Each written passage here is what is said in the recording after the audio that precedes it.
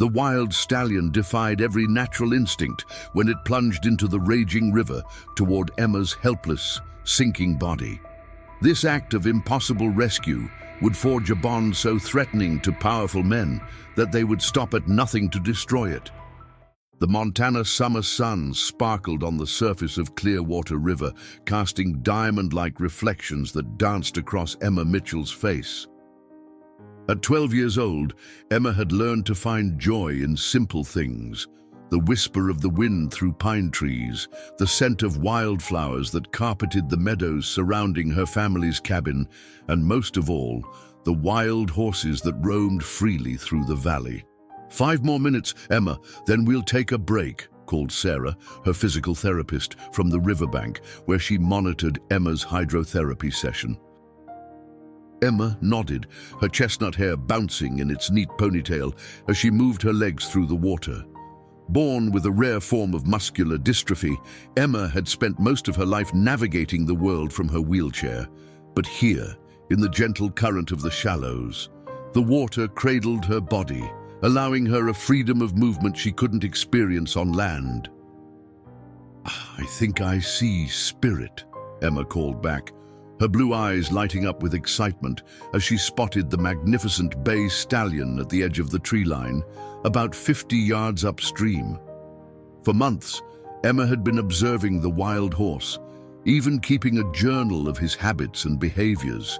Unlike the other horses in the herd, Spirit often ventured closer to the cabin, seeming almost curious about the human activity. Emma's father, Dr. Robert Mitchell, a wildlife veterinarian who had moved the family to Montana following the death of Emma's mother 3 years ago, had warned her about the unpredictability of wild animals. But Emma felt a connection to Spirit that she couldn't explain. "Remember, wild horses are just that, wild," Sarah reminded her, though she smiled at Emma's enthusiasm. "John, your dad would have my license if I let you get too close to that stallion," Emma sighed, knowing Sarah was right. Still, she couldn't help watching as Spirit lowered his head to drink from the river, his muscles rippling beneath his gleaming coat. For a moment, their eyes met across the distance, and Emma felt a strange sensation, as if the horse understood something about her that even she didn't fully grasp. The peaceful moment shattered when Emma felt the river bottom shift beneath her feet. Recent rains had raised the water level, and the usually stable sandbar where she exercised had eroded more than anyone realized. "Sarah!" Emma cried out as she lost her footing, the current suddenly sweeping her toward deeper water. Her arms flailed, desperately trying to find purchase in the slippery riverbed, but her weakened muscles betrayed her. The water, once her ally, now pulled her with frightening strength toward the center of the river. Sarah dropped her clipboard and rushed toward the water's edge, kicking off her shoes. "Hold on, Emma, I'm coming!" But the current was swift, and Emma was already being carried beyond the safe shallows. Panic flooded her system as water splashed over her face. She had taken swimming lessons, but her condition limited her endurance, and the unexpected nature of the situation left her disoriented and afraid. "Help!" she managed to call before a small wave washed over her, filling her mouth with water. What happened next would later be described by Sarah as nothing short of miraculous. Spirit's head jerked up at the sound of Emma's distress. The wild stallion pawed the ground once, twice, and then with a powerful leap plunged into the river. Dr. Mitchell, who had been returning from checking on a neighboring ranch's livestock, heard the commotion from the dirt road leading to their cabin. He abandoned his truck and ran toward the river, his heart in his throat when he saw his daughter struggling in the water. "Emma!" he shouted, breaking into a sprint down the embankment. But Spirit was already cutting through the water with powerful strokes, his instincts driving him toward the struggling girl. The wild horse, who normally avoided human contact, swam directly to Emma, positioning himself so that his body created a barrier between her and the stronger current. Emma felt the horse's solid presence beside her, his wet mane floating within reach. Acting on instinct rather than thought, she grabbed hold, her fingers tangling in the coarse hair. "Hold on to him, Emma," Sarah shouted from the shore, where she now stood waist-deep in the water, unable to reach the girl, but witnessing the unbelievable scene unfolding before her. Spirit neighed softly, almost reassuringly, as he began to navigate back toward the shore, carefully keeping his body between Emma and the current, allowing her to use him as both anchor and flotation device.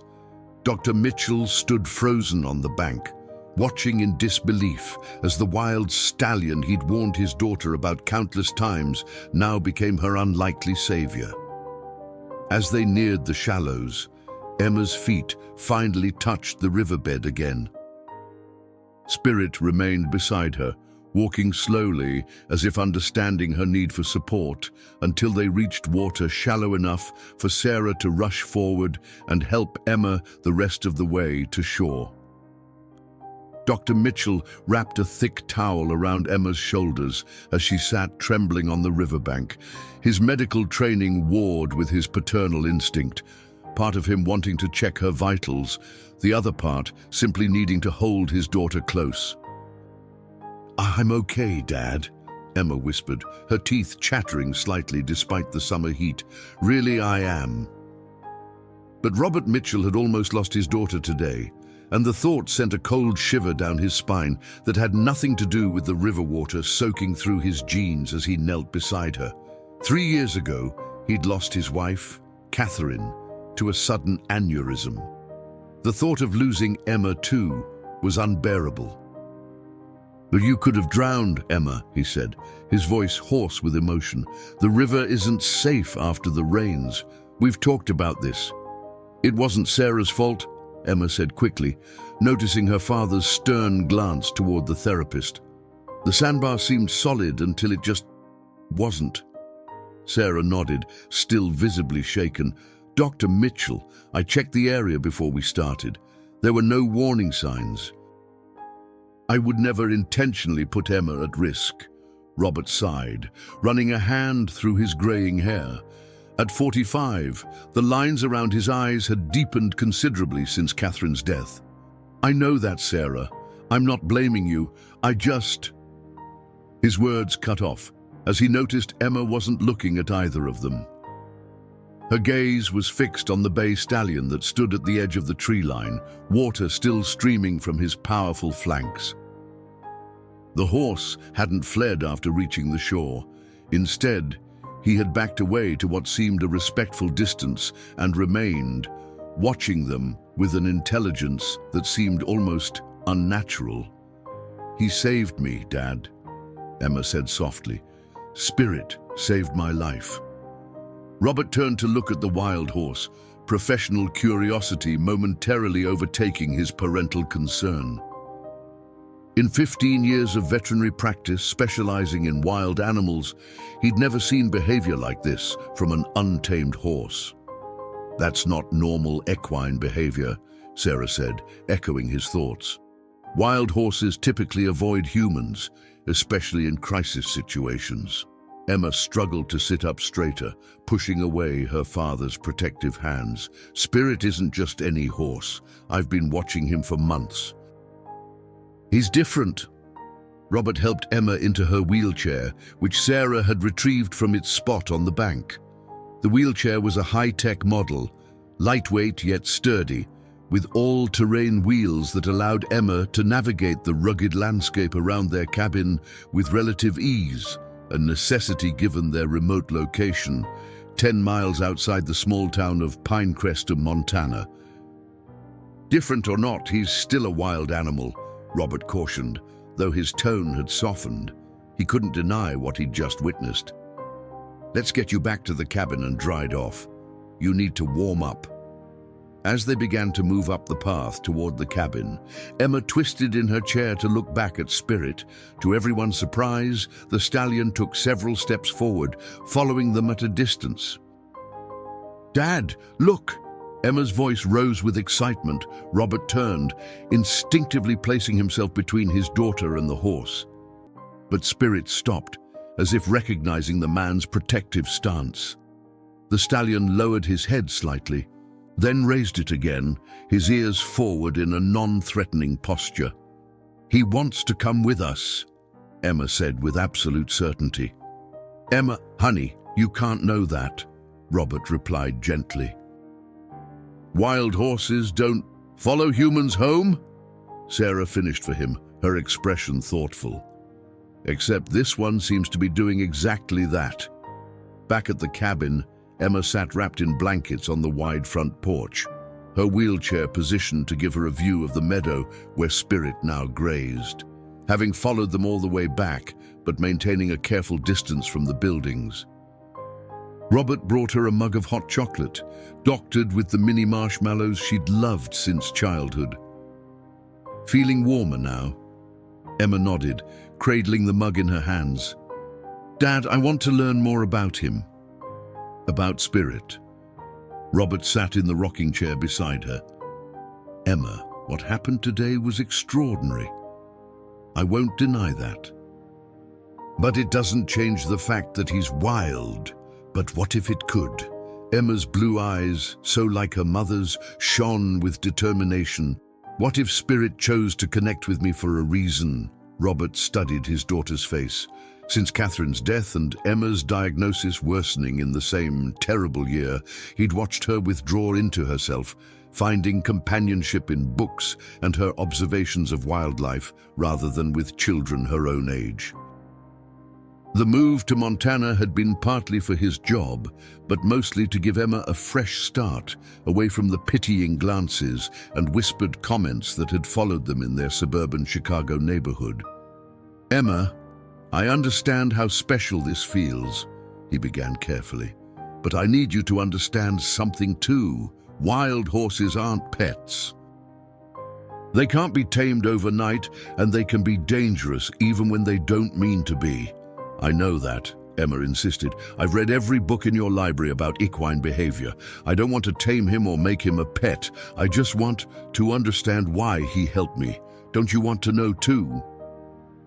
"Isn't that what scientists do? Try to understand the unexplainable?" Robert couldn't help smiling at her logic, so earnest and perfectly aimed at his scientific curiosity. "Touché, kiddo. So, I can observe him, keep my journal about him, maybe try to establish further contact." "Observation from a safe distance," Robert conceded, holding up a warning finger. "With supervision. And we establish strict boundaries about how close you can get." Emma's face lit up. "Thank you, Dad. You won't regret it, I promise." As the sun began to set, casting long shadows across the meadow, Emma watched Spirit graze, occasionally lifting his head to look toward the cabin. Even at a distance, she could feel a connection forming between them, something inexplicable yet undeniable. Inside, Robert made a phone call to his colleague at the University of Montana, Dr. Elaine Winters, an expert in equine behavior. "Elaine, it's Robert Mitchell. Something extraordinary happened today, and I could use your expertise. It's about a wild stallion and my daughter. You're not going to believe this, but..." As he related the day's events, Emma continued her vigil on the porch, watching as the first stars appeared in the darkening sky. Somewhere in the distance, a wolf howled, and the sound seemed to make Spirit lift his head alertly, but instead of running, as wild horses typically would at the presence of a predator, he turned to look at the cabin, at Emma, before resuming his grazing. "Tomorrow," Emma whispered to herself, making a promise. "Tomorrow, we begin to understand each other." The next morning, Emma woke before sunrise, something she hadn't done since the early days after her mother's death, when sleep had been an elusive comfort. Pulling herself into a sitting position, she reached for her journal on the nightstand and quickly recorded her dreams. Vivid images of running alongside Spirit through mountain meadows, her legs strong and sure beneath her. Such dreams weren't unusual. Emma often dreamed of walking, running, dancing, all the activities her condition had progressively taken from her. What was different this time was the absence of sadness upon waking. Instead, she felt a quiet excitement, a sense of possibility that had been missing from her life for too long. After maneuvering into her wheelchair with practiced ease, "No help needed unless I ask for it," had been her mantra since age 7. Emma made her way to the window. Through the early morning mist that clung to the meadow, she could make out Spirit's form, still there, grazing peacefully as if he'd appointed himself her guardian. "You stayed," she whispered against the glass. "He certainly did," came her father's voice from the doorway. Robert leaned against the frame, 2 steaming mugs in his hands. "I checked twice during the night. He moved around the perimeter but never left." Emma turned, accepting the offered hot chocolate with a smile. "Is Dr. Winters coming today?" "Her flight gets in at noon. I'll pick her up from Missoula." Robert sat on the edge of Emma's bed. "Honey, I want to set some expectations. Elaine is coming as a scientist, to observe and document. The situation is unprecedented in her experience." "You mean she doesn't believe you?"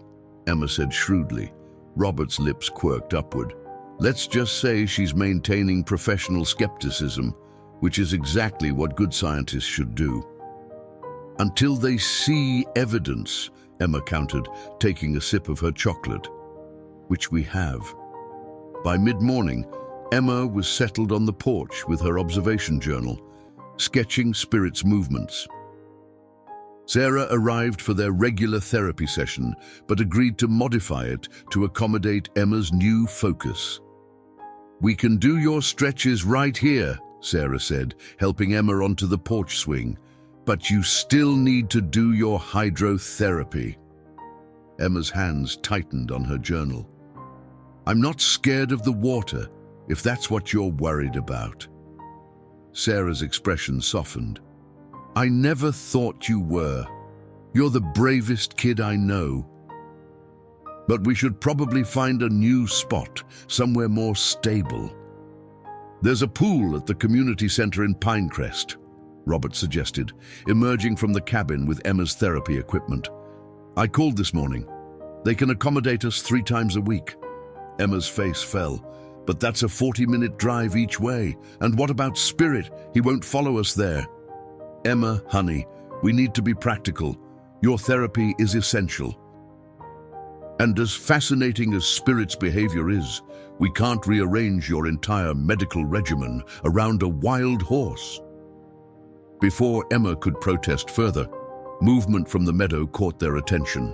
Spirit had approached closer than before, now standing only about 30 yards from the porch. The morning sun glinted off his bay coat, highlighting the ripple of muscles beneath as he tossed his head, his dark mane flowing like water. "He's beautiful," Sarah murmured. "I've lived in Montana my whole life and never seen a wild horse with such presence." Emma set her journal aside. "Dad, can I go a little closer? Please, I'll stay on the porch steps. I promise." Robert hesitated, then nodded.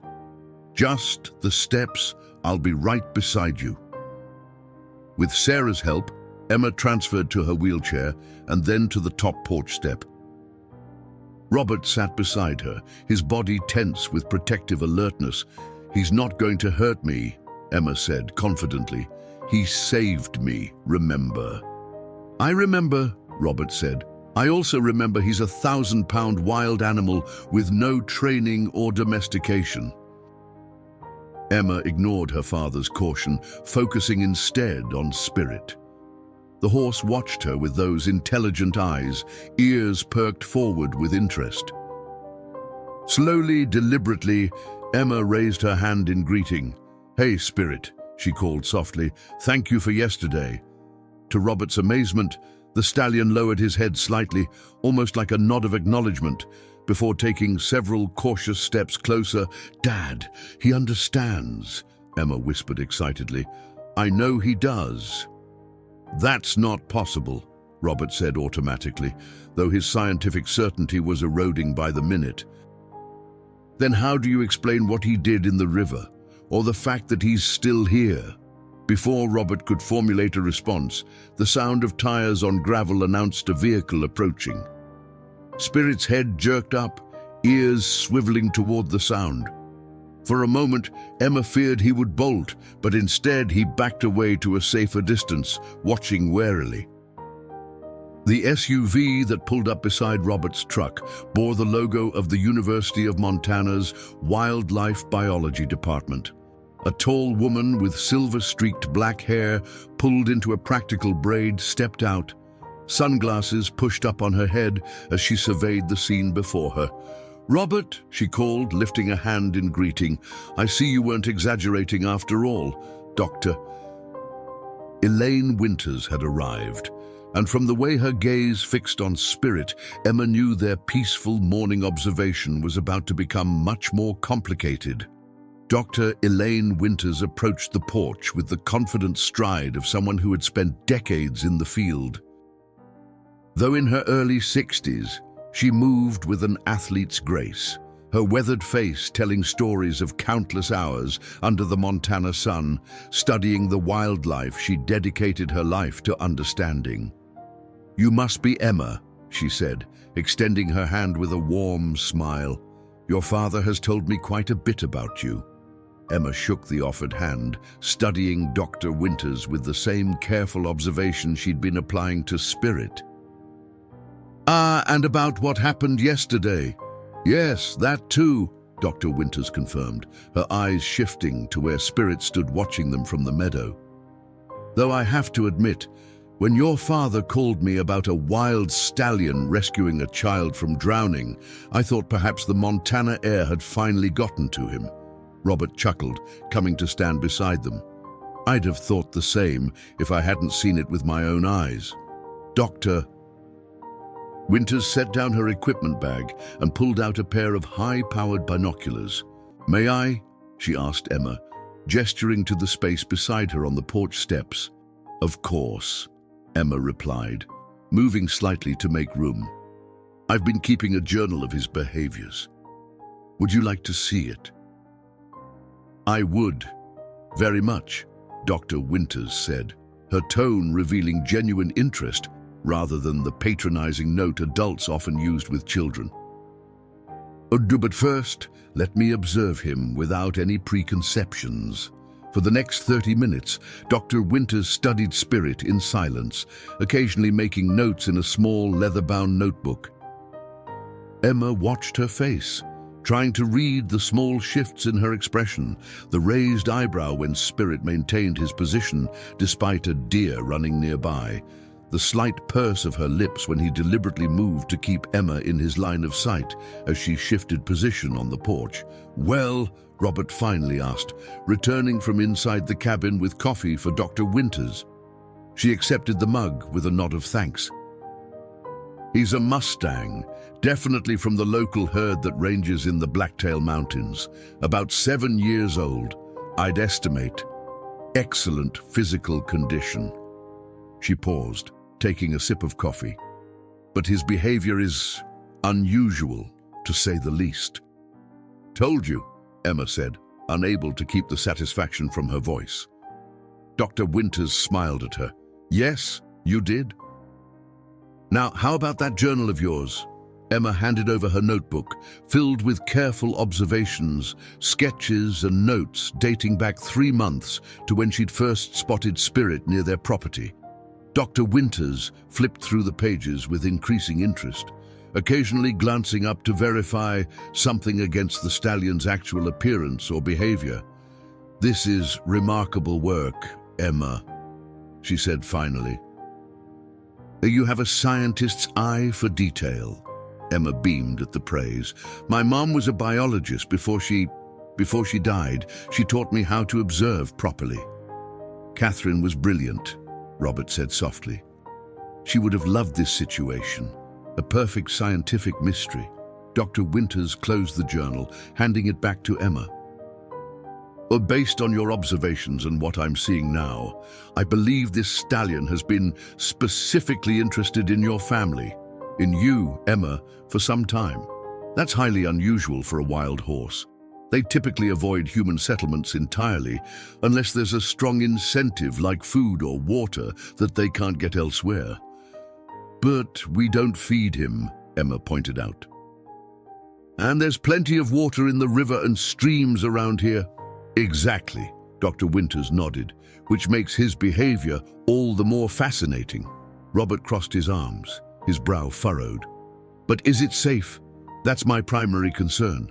Emma has formed an attachment to this horse, but if there's any risk, all wild animals pose risks, Dr. Winters interrupted gently. But in my professional opinion, this stallion is displaying protective behavior toward Emma. Yesterday's rescue wasn't a fluke or coincidence. It was consistent with a pattern of behavior he's already established. See, Dad? Emma said triumphantly. I told you Spirit was different. Dr. Winters held up a cautioning hand. Different, yes, but still wild, Emma. We need to approach this situation with appropriate respect for his nature. I was thinking, Robert began hesitantly, about those equine therapy programs for children with physical challenges. Could something like that? Absolutely not, Dr. Winters cut in, her tone suddenly sharp. Those programs use carefully trained domestic horses under controlled conditions. Attempting anything similar with a wild mustang would be irresponsible and potentially dangerous. Emma's face fell, her earlier excitement dimming. But Spirit chose to help me. He's still choosing to stay near us. Dr. Winters' expression softened as she looked at the disappointment on Emma's face. I understand how special this feels, Emma. And it is special. Scientifically fascinating, even.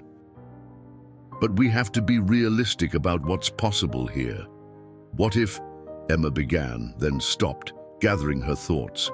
What if we don't try to make him do anything? What if we just let him choose how close he wants to be, on his terms? Dr. Winters exchanged a look with Robert, who seemed caught between his daughter's hope and his own caution. That approach has merit, Dr. Winters said slowly. It would allow us to observe his natural behaviors without imposing human expectations on him. And it might be safer than trying to force any kind of interaction, Robert added, warming to the idea. Emma's eyes lit up again. So I can keep observing him, maybe even try to establish some kind of communication. Within safe parameters, Robert stipulated, though his tone had softened considerably. Dr. Winters nodded. And I'd like to document this situation, if you're both agreeable. It could represent an important case study in unusual equine behavior. You mean you want to study Spirit and me? Emma asked. More specifically, I want to study the interaction between you, with your permission, of course. Emma looked to her father, who nodded encouragingly. What would that involve? Emma asked. I'd set up some non-invasive monitoring equipment, wildlife cameras primarily. I'd visit regularly to observe in person, and I'd like you to continue your excellent journal documentation. Dr. Winters smiled. Your perspective is valuable, Emma. You've already noticed things about his behavior that I might have missed. For the first time since the accident, Emma felt a sense of purpose blooming inside her. Not just as someone to be cared for or worried about, but as a participant in something meaningful. I'd like that, she said quietly, but you have to promise me something. What's that? Dr. Winters asked. That you won't let anyone try to capture Spirit or move him away from here. He needs to be free to choose, to stay or to go. Dr. Winters studied Emma's face, recognizing the fierce determination behind the gentle request. I promise to advocate for his freedom and natural behavior. As a wildlife biologist, that's always my priority." As if sensing he was the topic of conversation, Spirit nickered softly from the meadow, pawing once at the ground before taking several deliberate steps closer to the porch. "I think, Dr. Winters said quietly, watching the stallions approach, that we're about to witness another remarkable choice." 2 weeks passed in a rhythm that gradually became familiar to everyone at the Mitchell cabin. Each morning, Emma would wheel herself onto the porch to find Spirit grazing nearby, his presence as reliable as the sunrise itself. Dr. Winters visited every third day, setting up additional cameras and collecting data, while Robert adjusted his veterinary schedule to spend more time at home. His scientific curiosity now fully engaged, alongside his parental vigilance. "He's getting closer each day," Emma observed one morning, making notes in her journal as Spirit grazed barely 20 yards from the porch. Yesterday it was 23 yards, the day before 26. "Your spatial awareness is impressive," Dr. Winters remarked, checking the measurements against her laser rangefinder. "You're exactly right." Emma shrugged, though she couldn't hide her pleasure at the compliment. "I've always been good with details. Mom used to say I noticed things other people missed. A valuable skill for a scientist," Dr. Winters said, adjusting her camera. "Or for communicating with animals. They notice everything. A shift in posture, a change in breathing, the smallest gesture." Emma set her journal aside, her expression growing serious. "I want to try something today." Both Dr. Winters and Robert, who had been splitting wood nearby, turned to look at her. "What do you have in mind?" Robert asked, setting down his axe and walking over to the porch. "I want to go down the steps, just to the bottom. Spirit needs to see that I trust him enough to come closer." Robert immediately shook his head. "Emma, we agreed." "We agreed on safe parameters," Emma interrupted. "I'm not suggesting wandering into the meadow or trying to touch him, just sitting at the bottom of the steps, still on our property, where you can both watch me." Dr. Winters considered this, her gaze shifting between Emma's determined face and Spirit's alert stance in the meadow. "Your father has the final say, of course, but from a behavioral standpoint, I don't see a significant increase in risk. Spirit has shown no aggressive tendencies, and he's become accustomed to your presence." Robert ran a hand through his hair, a gesture Emma recognized as his internal debate signal. "You stay within arm's reach of the steps," he finally said. "At the first sign of anything concerning, you come right back up. Understood?" Emma nodded solemnly.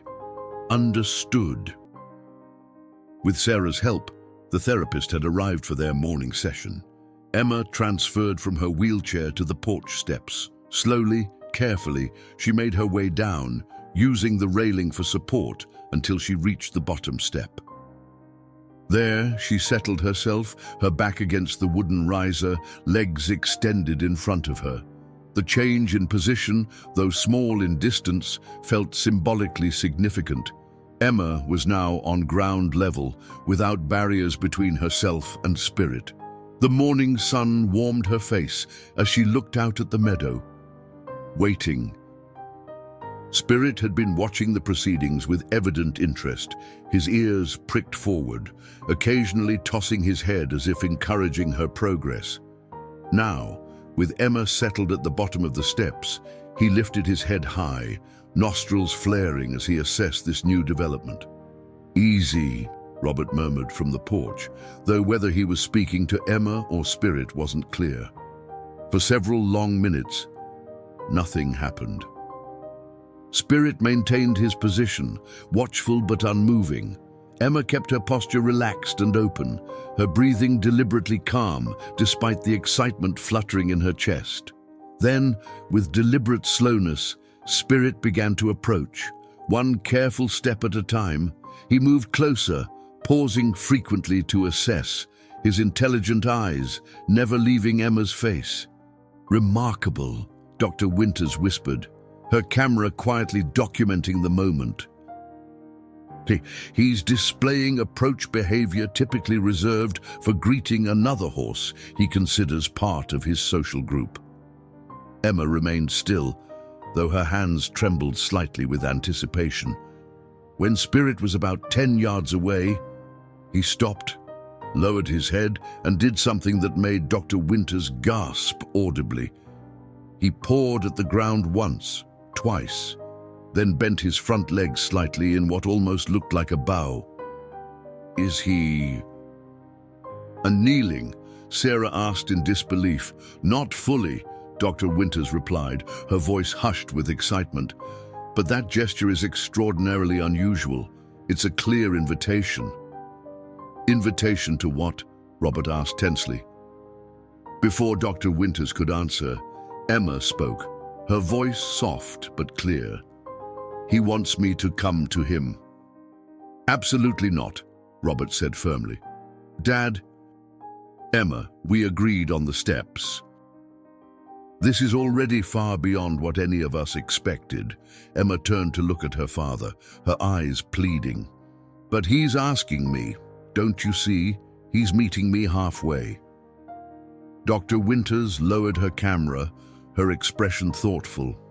Robert, in my 30 years studying wild horses, I've never documented behavior like this.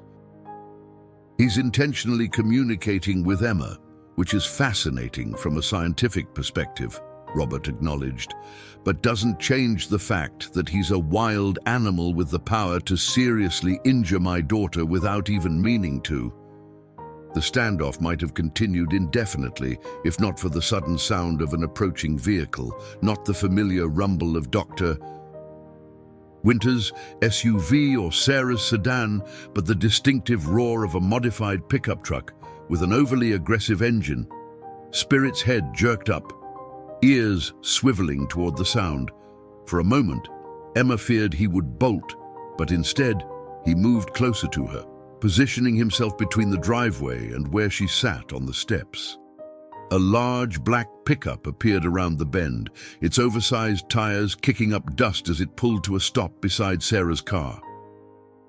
The driver's door swung open and a man in his mid-30s stepped out, dressed in expensive outdoor gear that looked too new to have seen much actual use. "Mitchell," he called, striding toward the cabin. "Got a bone to pick with you?" Robert stepped down from the porch, moving to place himself between the newcomer and Emma, much as Spirit had done moments before. "Jason Blackwell," Robert said, his tone carefully neutral. "But what brings you out this way?"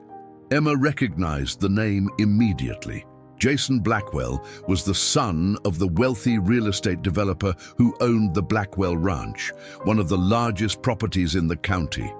They'd had minimal interaction with the Blackwells since moving to Montana, though Emma had overheard her father discussing them with neighbors, rarely in flattering terms. "Your report to the county commissioners," Blackwell said, jabbing a finger toward Robert, "the one recommending against our land rezoning application. What the hell, Mitchell? You're new here. You don't understand how things work." "I understand perfectly well how watersheds and wildlife corridors work," Robert replied evenly. "Your proposed development would disrupt both." Blackwell opened his mouth to retort, but stopped abruptly when he noticed Spirit standing alert in the meadow, now watching him with unmistakable wariness. "That one of the wild mustangs?" he asked, his anger momentarily displaced by surprise. "Yes," Dr. Winters answered, stepping forward. "Part of the herd your development would displace, actually." "Winters," Blackwell acknowledged with a slight sneer, "still trying to save every weed and pest in the county, I see. Still trying to pave over every square inch of it, I see," she replied smoothly. Emma watched the exchange with growing unease. Spirit seemed to sense the tension, moving restlessly, his tail swishing in agitation. "Look," Blackwell said, turning back to Robert, "my father sent me out here to reason with you, The commission values your opinion for some reason. If you'd reconsider your assessment, make it more balanced. We could make it worth your while." Robert's expression hardened. "Are you attempting to bribe a county consultant, Mr. Blackwell?" "I'm offering a business opportunity," Blackwell said, his voice dropping slightly. My father was thinking your clinic could use some new equipment, or maybe a college fund for your daughter there."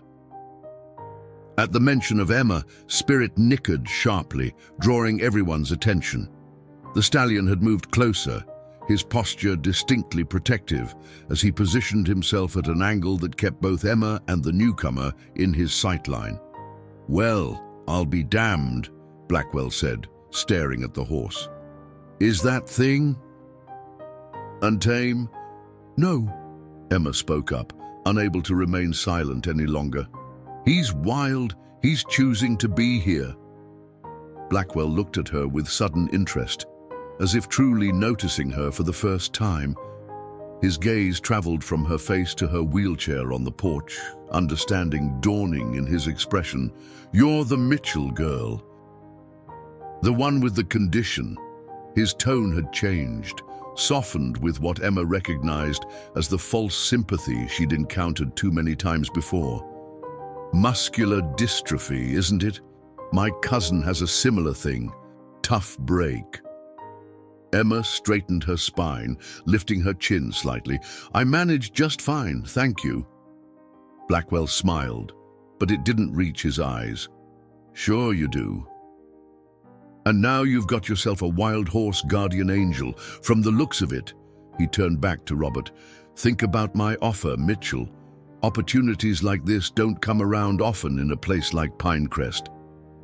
With that, he returned to his truck, the engine roaring to life with unnecessary force.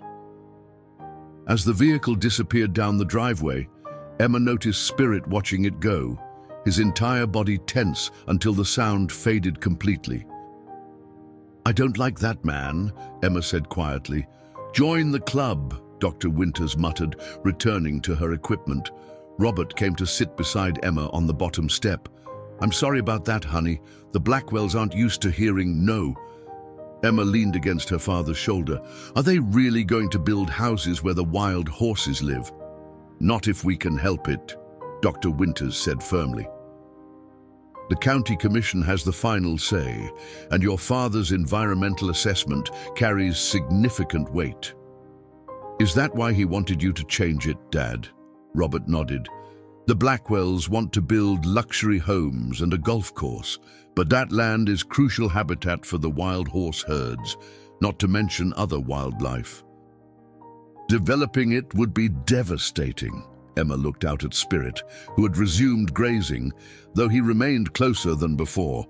"Then we have to stop them," she said simply. Dr. Winters smiled at her determination. "It won't be easy. The Blackwells have money and influence, but we have science on our side," Emma replied. "And now, maybe something more."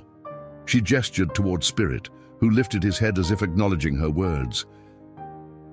"Something they don't understand. The Pinecrest General Store served as both supply center and unofficial community hub for the small Montana town. At the worn wooden counter, news traveled faster than through any social media platform, and opinions were exchanged alongside purchases of fishing tackle and canned goods. It was here, 3 weeks after Spirit's dramatic rescue, that Robert Mitchell found himself the reluctant center of attention. "Do you heard that wild stallion still hanging around your place, Doc?" said Martha Jenkins, the store's owner, as she rang up Robert's groceries. "Becky Simpson's boy swears he saw your Emma sitting right next to it yesterday when he was delivering mail." Robert sighed, placing a bag of apples on the counter. "The horse keeps his distance, Martha." "Tommy must have seen something else. Not what he tells it," Martha replied, her eyes twinkling with the delight of a good story.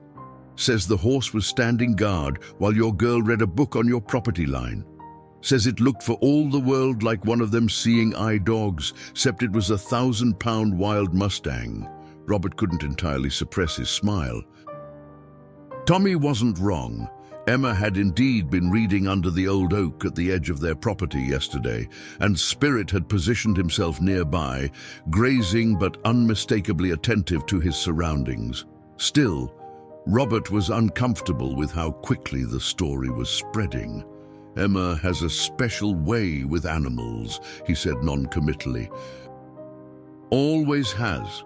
Special's one word for it," said Frank Wilcox, the retired rancher who seemed permanently installed in the rocking chair by the store's wood stove. "Miracle's another. Heard from Sarah Peterson that the horse pulled your girl right out of Clearwater when she was drowning. He helped her to shore," Robert corrected, though he knew the distinction would be lost in the retelling. "God works in mysterious ways," Martha said, nodding sagely as she bagged Robert's purchases. "Speaking of mysteries, I heard Jason Blackwell paid you a visit last week. Didn't stay long, from what I understand." Robert raised an eyebrow. "News travels fast." "Small town," Martha shrugged. "Plus, Jason tends to run his mouth at the Buckhorn Saloon when he's had a few. It seems he's not too happy with your environmental report." "I'm just doing my job," Robert said. "The proposed development would have serious consequences for the watershed and wildlife." "Including them wild horses," Frank added. "Been running these hills since before my grandfather's time. Shame to see them pushed out for another golf course nobody around here can afford to play on." The bell above the door jingled, and conversation halted as Jason Blackwell himself entered, accompanied by a slender man in an expensive suit, who Robert recognized as Michael Barnes, the Blackwells' attorney. "Mitchell," Jason acknowledged with a stiff nod. "Convenient running into you. Saved me a trip out to your place." "Mr. Blackwell," Robert replied evenly. "What can I do for you?" Jason glanced around the store, clearly noting the interested gazes of Martha and Frank. "Just wanted to let you know there's going to be a special town council meeting next Friday. Thought you might want to attend, seeing as your expert opinion is so valued." The way he emphasized expert made it sound like an insult, but Robert maintained his composure. "I'll be there. Bring your daughter," Barnes suggested, his voice smooth as oil. "The council would benefit from hearing how the Blackwell Foundation's proposed equestrian therapy center could help children like her." Robert stiffened. "Excuse me." "Oh, didn't you hear?" Jason said with exaggerated surprise. "We've revised our development plan. Now includes a state-of-the-art therapy center for disabled children. Your environmental concerns have been addressed too.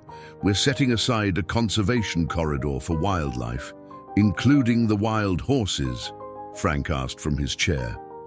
Barnes smiled thinly. "The mustangs are technically federal property. We're in discussions with the BLM about appropriate management." "Meaning roundups and holding pens," Robert translated. "Meaning responsible stewardship," Barnes corrected. "These are feral animals, Doctor Mitchell, not native wildlife. The ecosystem hasn't evolved with them." "They've been here for generations," Frank objected. "An invasive species doesn't become native just because it's been around a while," Barnes replied dismissively. "The point is, our new plan addresses the environmental concerns while bringing significant benefits to the community, including special needs children like Emma." Robert's hands clenched at his sides. "Don't use my daughter to sell your development. Just pointing out that our project could help her," Jason said, his false concern transparent. "Unless, of course, she's getting all the therapy she needs from her wild horse whispering." A tense silence fell over the store. Martha cleared her throat, clearly uncomfortable with the confrontation unfolding by her register. "I think that'll be $42.87 for your groceries, Doc," she said pointedly. Robert paid quickly, eager to exit the increasingly uncomfortable situation. As he gathered his bags, Barnes handed him a glossy folder. "The revised proposal," he explained. "We hope you'll reconsider your assessment in light of these changes." Outside in the parking lot, Robert tossed the folder onto the passenger seat of his truck and sat for a moment, trying to calm his anger. His phone buzzed with a text from Emma. "Spirit let me touch his mane today. Dr. W got it on video. When are you coming home?" The excitement in her message brought both a smile to his face and a knot of worry to his stomach. Emma's bond with Spirit was growing stronger daily, which made the Blackwells' plans even more concerning. Heading home, Robert couldn't shake the feeling that Jason's mention of Emma wasn't coincidental. The timing of their revised plan, featuring an equine therapy center, coming just as word of Emma's connection with Spirit was spreading through town, seemed suspiciously convenient.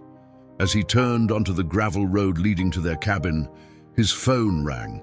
The caller ID showed Dr. Winters. "Elaine," he answered. "Everything okay with Emma?"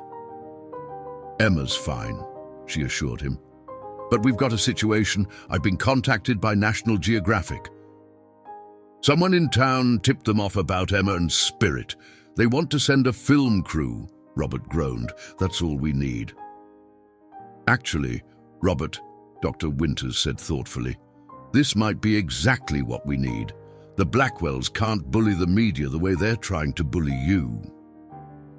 As the cabin came into view, Robert could see Emma in the meadow, seated in her wheelchair at what had become her regular observation spot. Spirit stood nearby, his head lowered to her level as she reached out to touch his mane, the trust between them evident even from a distance. The Blackwells just announced a new plan, Robert told Dr. Winters, including roundups for the wild horses. There was a moment of silence on the line. "Then we definitely need that media coverage," Dr. Winters said firmly. Because what's happening between Emma and Spirit isn't just remarkable, it might be the only thing that can save the herd." The arrival of the National Geographic team transformed the quiet routine of the Mitchell cabin into a carefully orchestrated production.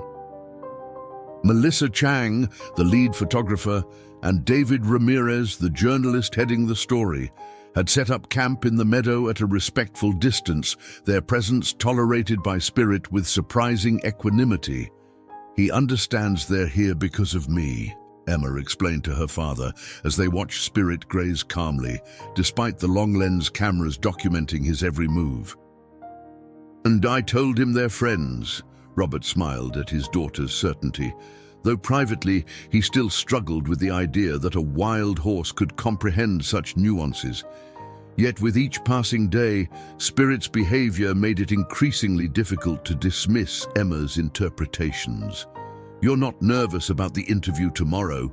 he asked, adjusting the blanket around Emma's legs as the evening mountain air grew cooler. Emma shook her head. "I know what to say. Dr. Winters helped me prepare." She looked up at her father, a new confidence in her gaze that both delighted and slightly startled him. "This is important, Dad. Not just for Spirit and me, but for all the wild horses." Robert nodded, his chest tightening with a complex mix of emotions. Pride in his daughter's courage, concern for the attention now focused on her, and lingering grief that Catherine wasn't here to see the remarkable young woman their daughter was becoming.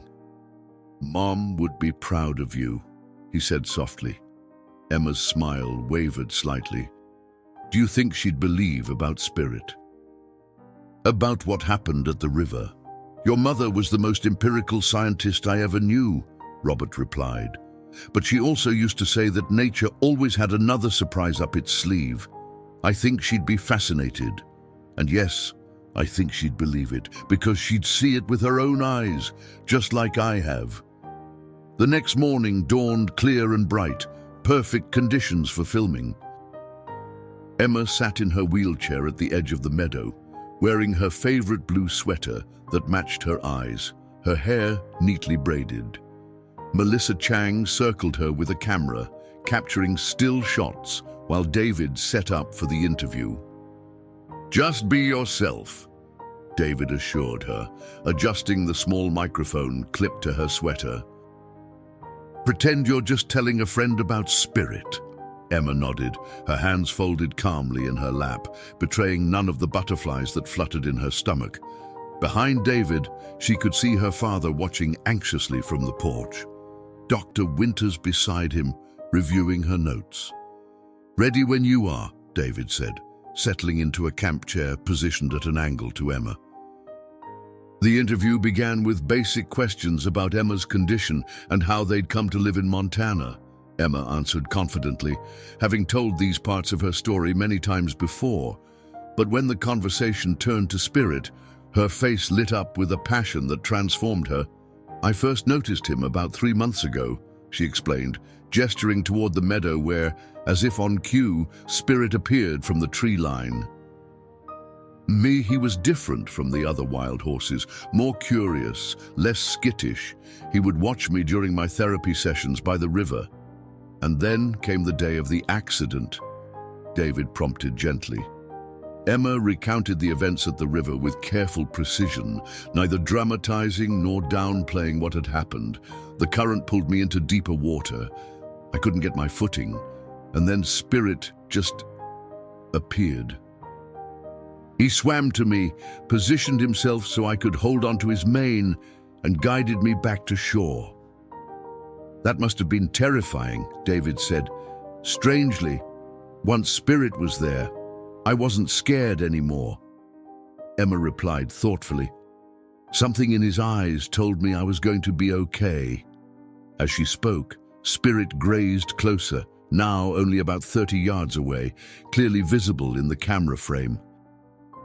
David tried to maintain his professional composure, but Emma could see the awe in his expression as he witnessed the wild stallion's proximity. "And since then, he's stayed near your home?" "Every day," Emma confirmed. "At first, he kept his distance, but gradually he's come closer. Now he allows me to touch him, though only when I'm sitting down at his level." She smiled. "I think he understands I can't stand up to reach him. You speak about him as if he comprehends your situation." "Because I believe he does," Emma said simply. "Dr. Winters says it's unprecedented behavior for a wild horse, but the evidence is right there." She gestured towards Spirit, who had raised his head to look directly at them. "He chooses to be here. He chooses to connect with me." David hesitated, then asked the question that had been debated in the production meeting the night before. "Emma, some skeptics might suggest this is just anthropomorphism, attributing human motivations to animal behavior. How would you respond to that?" Emma's expression grew serious. "I'd say look at the evidence. A wild horse voluntarily approached a drowning human, executed a water rescue, and has maintained a consistent protective presence ever since. Those are observable facts, not interpretations." She paused. "My mom was a biologist. She taught me that good science begins with observation, not preconception. I'm observing Spirit's behavior, not imagining it." From the porch, Robert felt a surge of pride at his daughter's articulate response. Catherine couldn't have said it better herself. The interview continued for another hour, covering not only Emma's relationship with Spirit, but also the threat posed by the Blackwell development. Emma explained the potential impact on the wild horse herds with a clarity that belied her 12 years, citing facts and figures Dr. Winters had shared with her. As the formal interview concluded, Melissa asked for some footage of Emma with Spirit, if possible. "Only if it feels natural," she added. "We don't want to stage anything." "I think he'll come," Emma said confidently. "He usually does around this time." Sure enough, as the film crew set up at a distance, Spirit approached Emma's wheelchair with the deliberate confidence he'd developed over the past weeks. What happened next, however, was entirely unexpected. Instead of simply standing near Emma as he usually did, Spirit lowered himself to his front knees in the grass beside her wheelchair, bringing his head level with hers in a posture of extraordinary vulnerability for a wild horse. "Oh my God," Melissa whispered, her camera capturing every moment. "Is this normal behavior for him?" "No," Emma replied, her voice filled with wonder. "He's never done this before." David glanced at Dr. Winters, who stood frozen in astonishment. "What does this behavior signify?" he asked her. "I've never seen anything like it in a wild horse," Dr. Winters admitted. "Domestic horses can be trained to kneel, but for a wild stallion to voluntarily assume such a vulnerable position..." She shook her head in amazement. "It's a profound display of trust." Emma slowly extended her hand, gently touching Spirit's cheek. The horse remained perfectly still, his dark eyes fixed on her face, with an intelligence that seemed to transcend the usual boundaries between human and animal. "Thank you," Emma whispered to him, her voice catching with emotion. After a moment that seemed suspended in time, Spirit rose gracefully to his feet, shook his mane, and took a few steps back, still close, but resuming a more natural posture. "I think we just got our cover shot," Melissa said quietly, reviewing the images on her camera's display.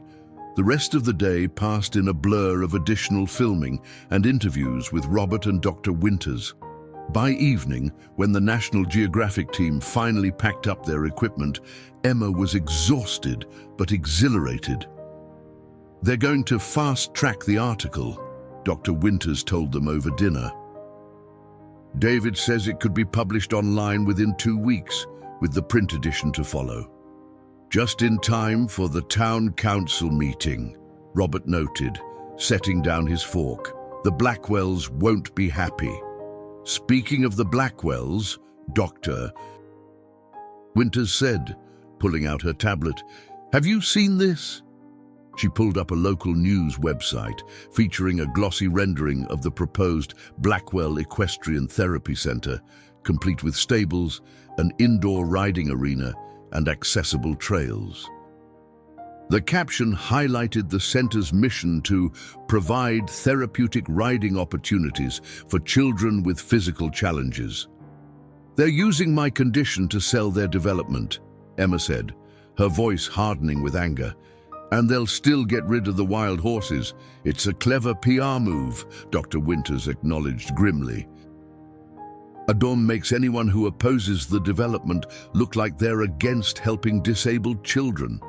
"But it's not right," Emma insisted. "Real therapy doesn't require destroying natural habitats or rounding up wild horses."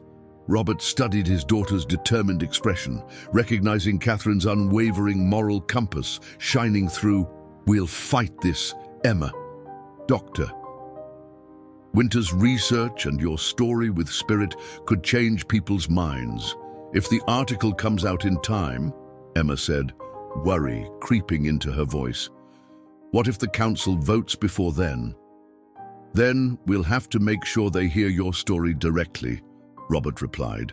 Later that night, after Emma had gone to bed, Robert stood on the porch looking out at the meadow where Spirit kept his nighttime vigil. The stallion's silhouette was barely visible in the moonlight, a sentinel presence at the edge of the property. "She's changing," Robert said quietly to Dr. Winters, who had stayed to review the day's footage. "This whole experience with Spirit, it's giving her a confidence I've never seen before." "It's not just confidence," Dr. Winters replied. "It's purpose." Emma's found something she believes in deeply, something that connects her to the world in a new way. "Catherine would have loved seeing this," Robert said, his voice thick with emotion. "She always worried about Emma feeling isolated because of her condition." Dr. Winters nodded. "The physical limitations are still there, but Spirit has somehow transcended them. It's as if he doesn't see the wheelchair at all. He sees Emma." "That's all she's ever wanted," Robert said softly. "To be seen for who she is, not what she can't do." The conversation was interrupted by the sound of an approaching vehicle. headlights sweeping across the darkened landscape as it turned onto their long driveway. Spirit's head came up alertly, but he didn't retreat as he once would have. The vehicle, a sleek black SUV that Robert didn't recognize, pulled to a stop, and a familiar figure emerged.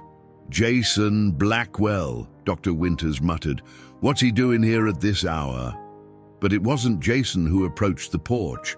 Instead, an older man with silver hair and a commanding presence made his way toward them, his expensive boots crunching on the gravel.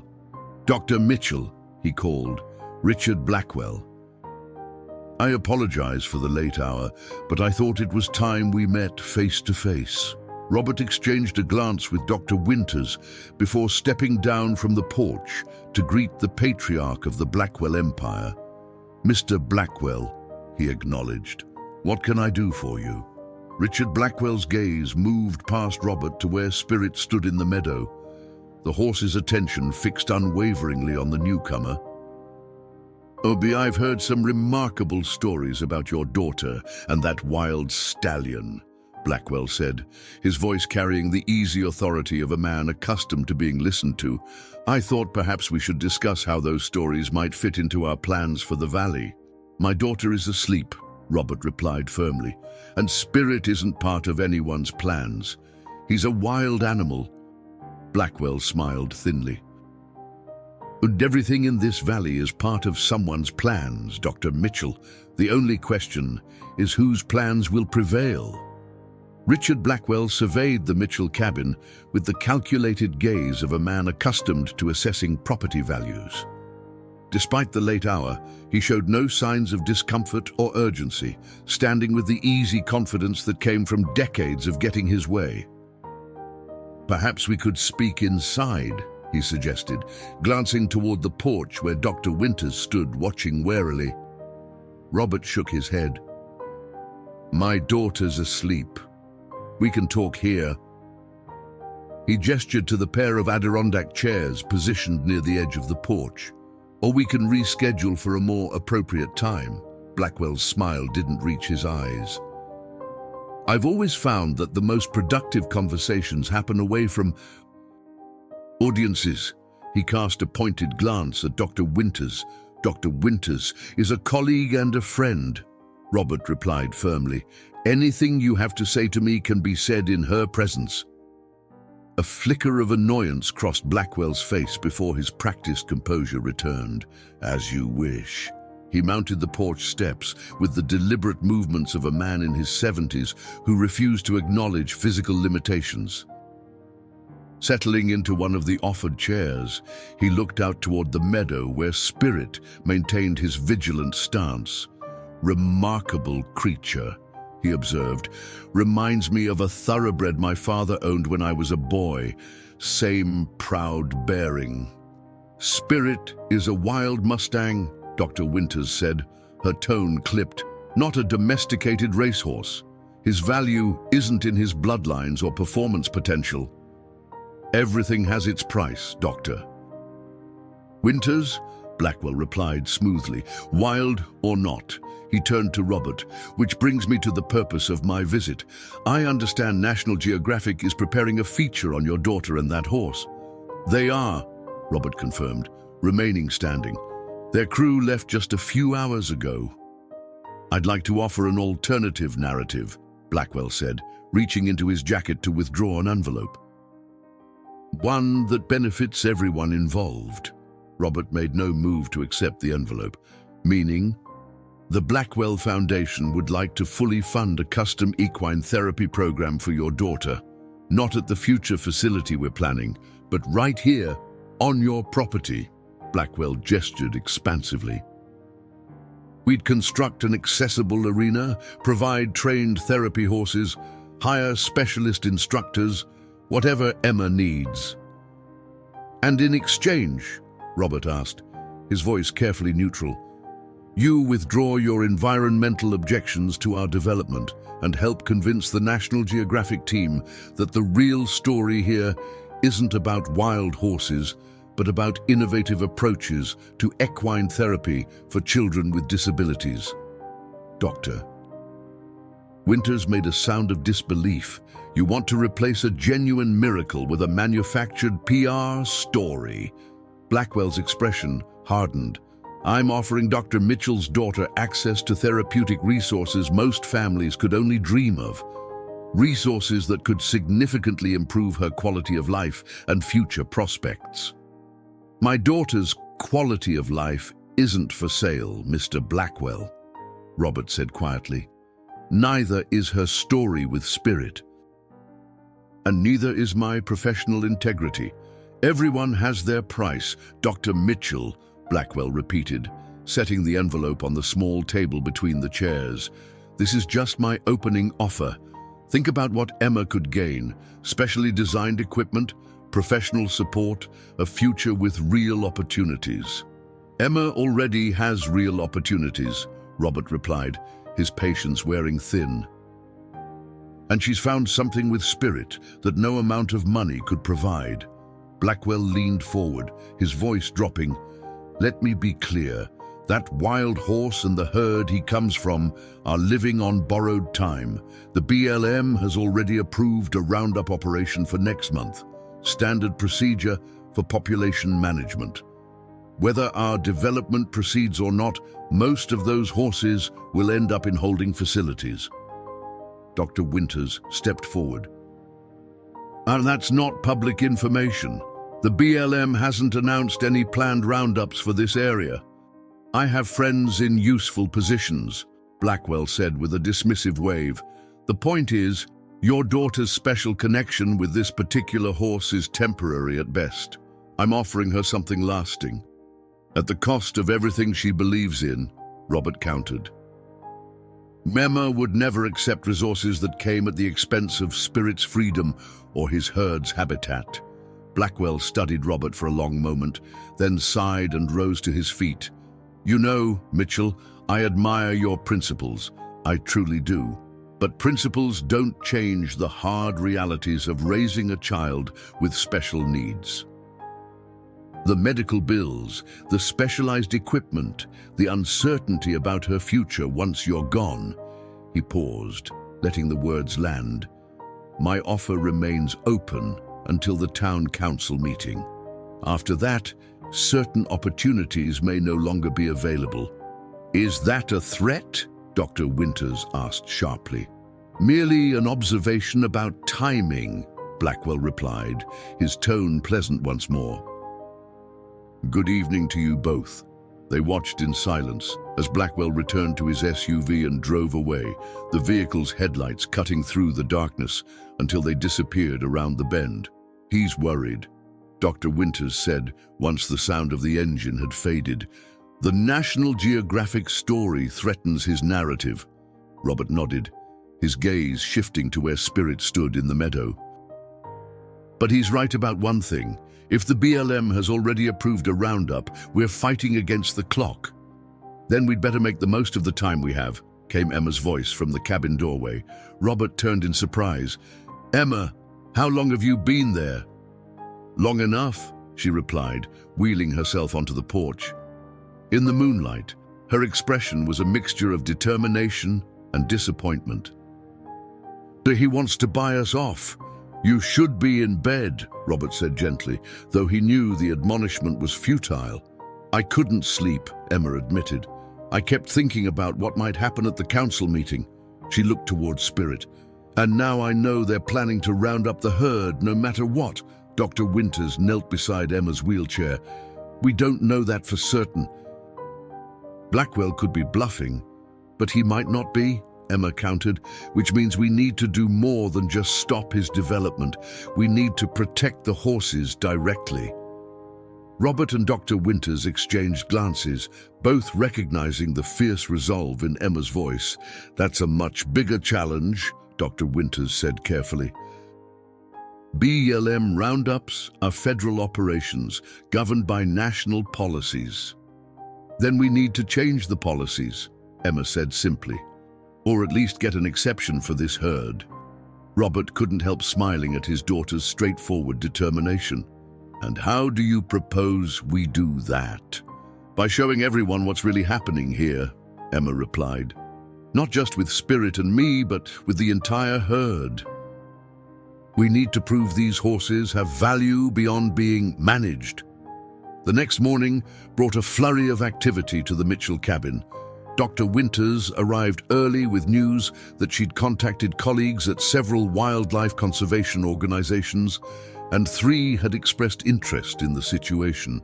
They want to send representatives to the town council meeting, she explained as they gathered around the kitchen table. Dan, the head of the Wild Horse Preservation Alliance, is trying to confirm if Blackwell was telling the truth about the BLM roundup. I called David at National Geographic, Robert added, pouring coffee for everyone. They're expediting the article. It should go live on their website the day before the meeting. Emma, who had been unusually quiet, looked up from her tablet. I've been thinking about what Mr. Blackwell said last night about Spirit being a remarkable creature. He doesn't understand what makes Spirit special. What do you mean? Dr. Winters asked. Spirit isn't special because he's beautiful or strong or has good bloodlines, Emma explained. He's special because he made a choice to help me, to stay here, to form a connection across species boundaries. That's what Mr. Blackwell doesn't get. You can't buy that or build a facility for it or train it. It has to be freely given. Robert felt a surge of pride at his daughter's insight. That's exactly what your mum would have said. I think we need to show people that, Emma continued. Not just tell them about it, but let them see it happening. The National Geographic photos will help with that, Dr. Winters pointed out. But they're just moments frozen in time, Emma countered. What if we invited people to come here, to see Spirit and me together in person? Robert frowned. Emma, I'm not sure that's practical or safe. Spirit might be comfortable with us, and even the film crew now, but a crowd of strangers could spook him. Not a crowd, Emma clarified. Just key people, the town council members, the local BLM representative, maybe some of the conservation group people. A small group who could make a difference. Dr. Winters nodded slowly, warming to the idea. It could work. We'd need to control the environment carefully, set clear boundaries. And there's no guarantee Spirit would cooperate, Robert cautioned. He's still wild, Emma. We can't predict what he'll do. Emma smiled with quiet confidence. I can. The days leading up to the town council meeting passed in a whirlwind of preparation. Word of Emma's plans spread through Pinecrest, dividing the small community. Many locals, particularly those with deep roots in the area, expressed support for preserving the wild horse habitat. Others, enticed by the economic opportunities the Blackwell development promised, voiced opposition. Letters to the editor filled the local newspaper. Signs appeared in shop windows and front yards. Save our wild horses, competing with Progress for Pinecrest. The Blackwells launched a sophisticated PR campaign featuring glossy brochures about their proposed equine therapy center and the jobs the development would create. Through it all, Emma maintained a remarkable calm, spending hours each day with Spirit, their bond visibly deepening. She no longer merely observed him, they communicated in a silent language of gestures, expressions, and movement that even Dr. Winters, with all her expertise, couldn't fully decode. It's like they're having conversations we can't hear, she remarked to Robert one afternoon, watching as Spirit deliberately picked up a small branch and carried it to Emma, who accepted it with a laugh before tossing it aside. She talks to him constantly, Robert said. When she thinks no one is listening, I hear her through her bedroom window sometimes, telling him about her day, her thoughts, her worries. And you think he understands?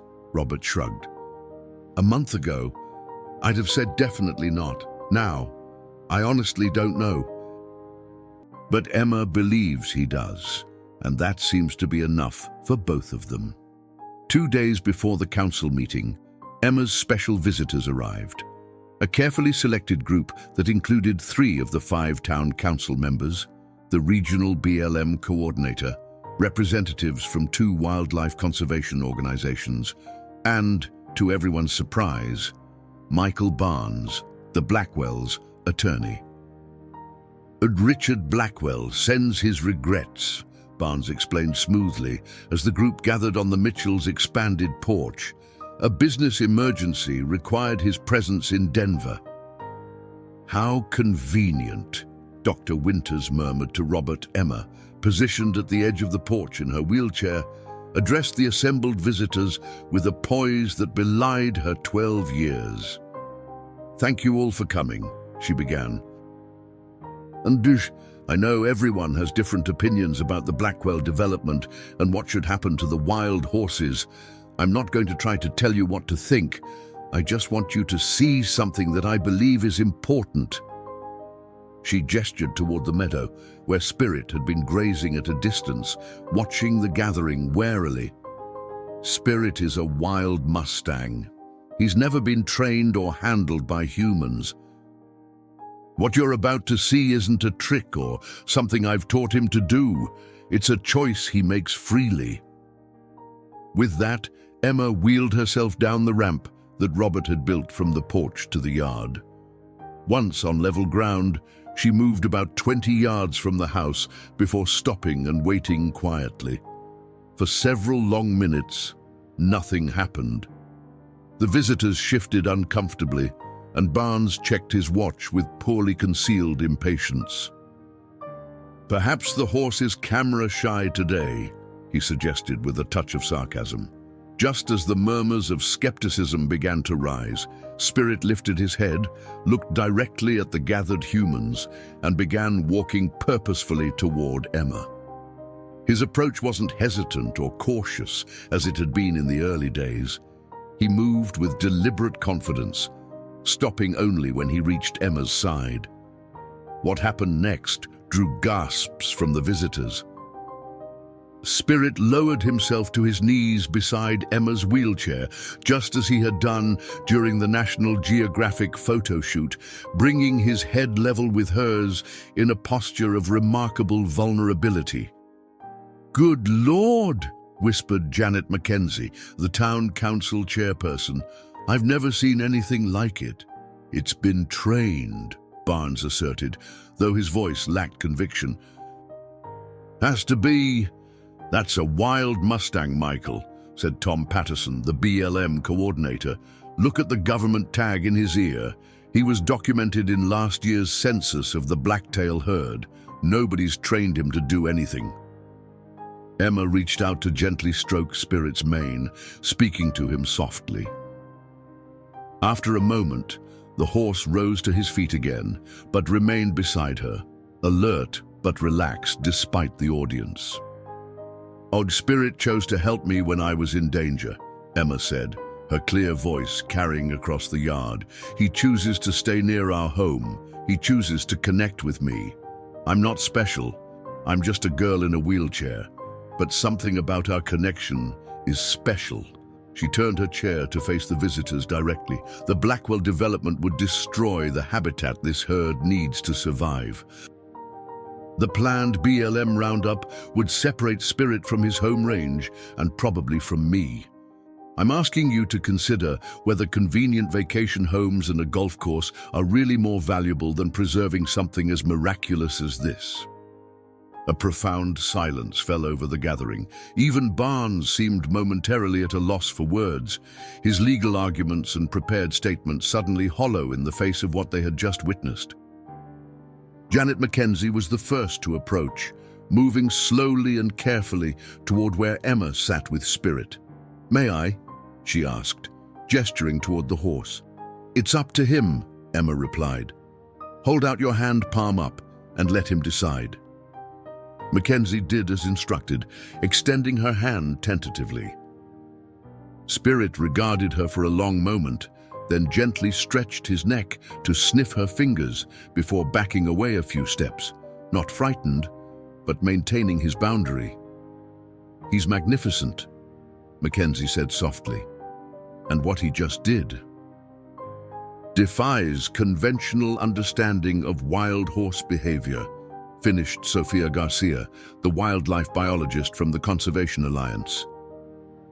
Sir, this isn't just unusual, it's unprecedented. Barnes had recovered his composure and professional detachment. While this is certainly remarkable, he conceded, it doesn't change the economic realities of the region or the legal status of these lands. No, agreed Tom Patterson from the BLM, but it might change how we approach management decisions. He turned to Emma. The young lady, would you be willing to document your interactions with this stallion as part of an alternative management proposal? Something that might allow for special consideration of this particular herd. Emma's face lit up. Absolutely. Dr. Winters has already collected tons of data, and we have all the National Geographic footage too. As the visitors continued to observe and ask questions, Robert stood on the porch with Dr. Winters, watching his daughter in her element. Confident, articulate, passionate, she's winning them over, Dr. Winters said quietly. Not all of them, but enough to make a difference. Robert nodded, his throat tight with emotion. Catherine would be so proud of her. She'd be proud of you too, Dr. Winters replied, placing a hand on his arm. For giving Emma the space to find her own path. As the afternoon wound down and the visitors prepared to leave, Janet Mackenzie approached Robert. You have a remarkable daughter, Dr. Mitchell, she said, and I don't just mean her connection with that horse. Her clarity of purpose is extraordinary. Thank you, Robert replied. She's had to overcome a lot. Mackenzie nodded thoughtfully. At the council meeting is still going to be contentious. The Blackwells have a lot of influence, and their proposal offers economic benefits that are hard for a struggling town to ignore. I understand that. But, Mackenzie continued, what we saw today, it changes things. Some things are worth more than money, even in a town that desperately needs it. She glanced over to where Emma was saying goodbye to Spirit as the horse retreated to his usual evening spot at the edge of the meadow. Your daughter just reminded us of that. As the last vehicle disappeared down the driveway, Emma wheeled herself back to the porch, her face flushed with a mixture of exhaustion and triumph. Do you think it made a difference? She asked. Robert knelt beside her wheelchair. I think you made a difference, Emma. Now we just have to wait and see how much. Neither of them noticed the small drone hovering at the edge of the property, its camera capturing their conversation before silently rising higher and flying toward town, directly to the luxury mountain lodge where Richard Blackwell, very much not in Denver, watched the footage with narrowed eyes. The morning of the town council meeting, Emma woke to the sound of her father's excited voice calling her name. Still groggy with sleep, she pulled herself up as Robert burst into her room, tablet in hand. It's live, he announced, sitting on the edge of her bed.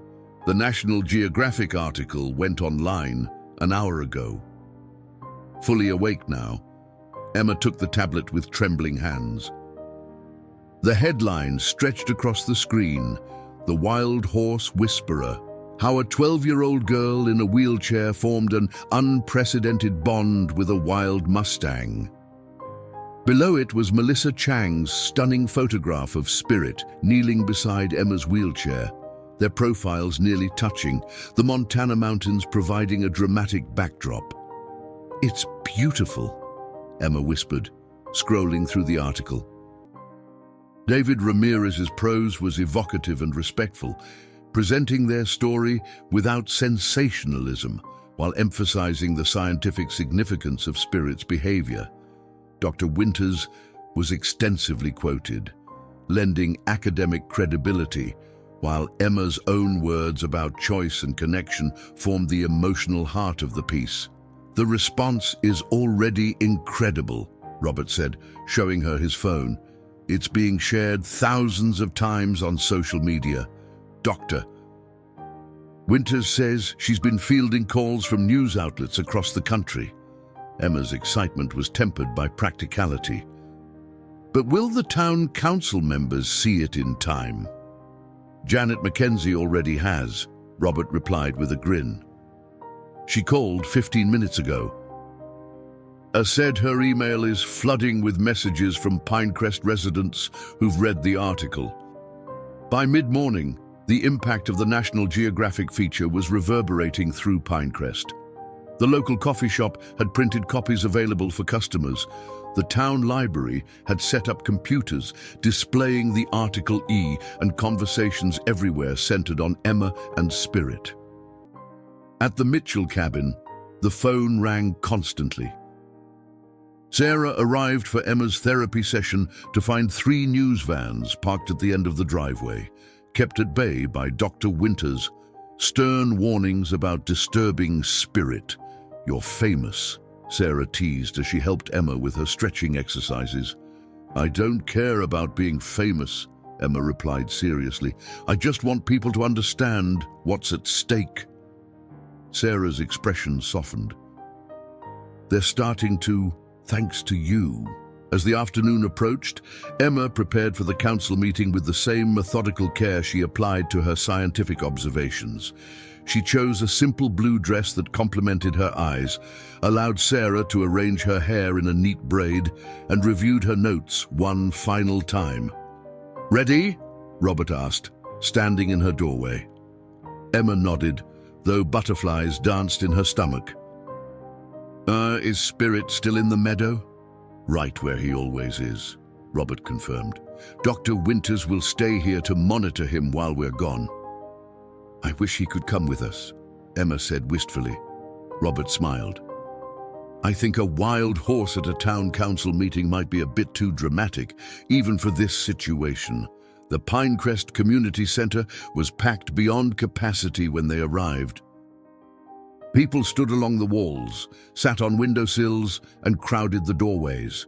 A murmur rippled through the crowd as Robert wheeled Emma down the center aisle to the front row, where seats had been reserved for speakers. Janet Mackenzie, the council chairperson, called for order from her position at the central table on the raised platform. Flanking her were the other 4 council members, their expressions ranging from openly supportive to carefully neutral. "Due to the extraordinary public interest in tonight's meeting," Mackenzie began, "we've modified our usual procedure. The Blackwell Development Group will present their proposal first, followed by Dr. Mitchell's environmental assessment. We'll then hear from representatives of the various conservation organizations present, and finally from Emma Mitchell regarding her experiences with the wild mustang known as Spirit." In the front row, on the opposite side of the aisle, Richard Blackwell sat flanked by his son Jason and attorney Michael Barnes.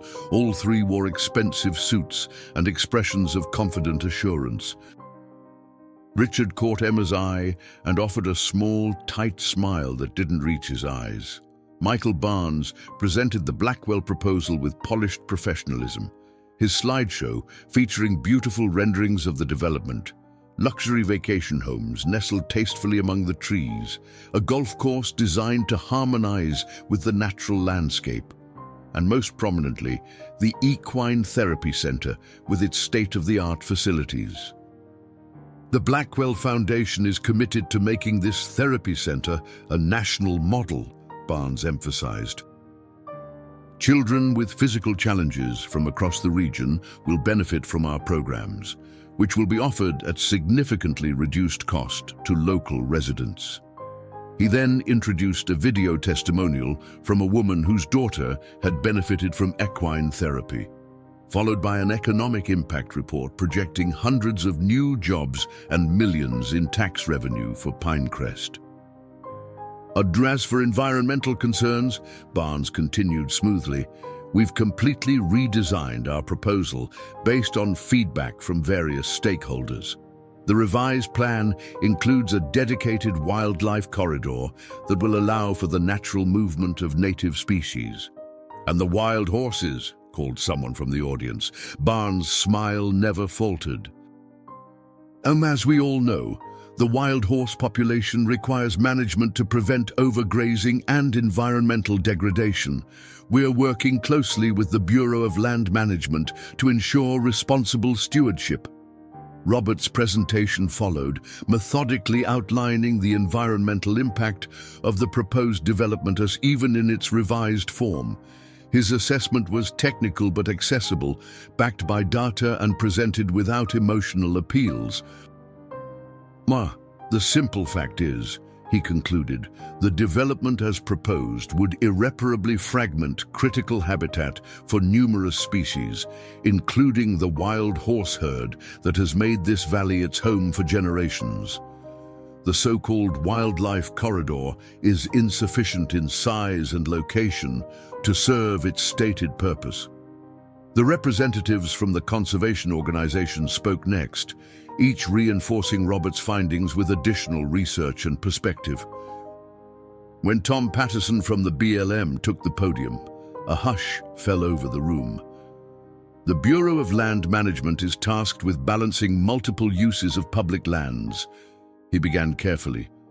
This includes consideration of development proposals like the Blackwell project. He paused, seeming to weigh his next words carefully. I can confirm that a roundup operation for the Blacktail Mountain wild horse herd has been tentatively scheduled, as Mr.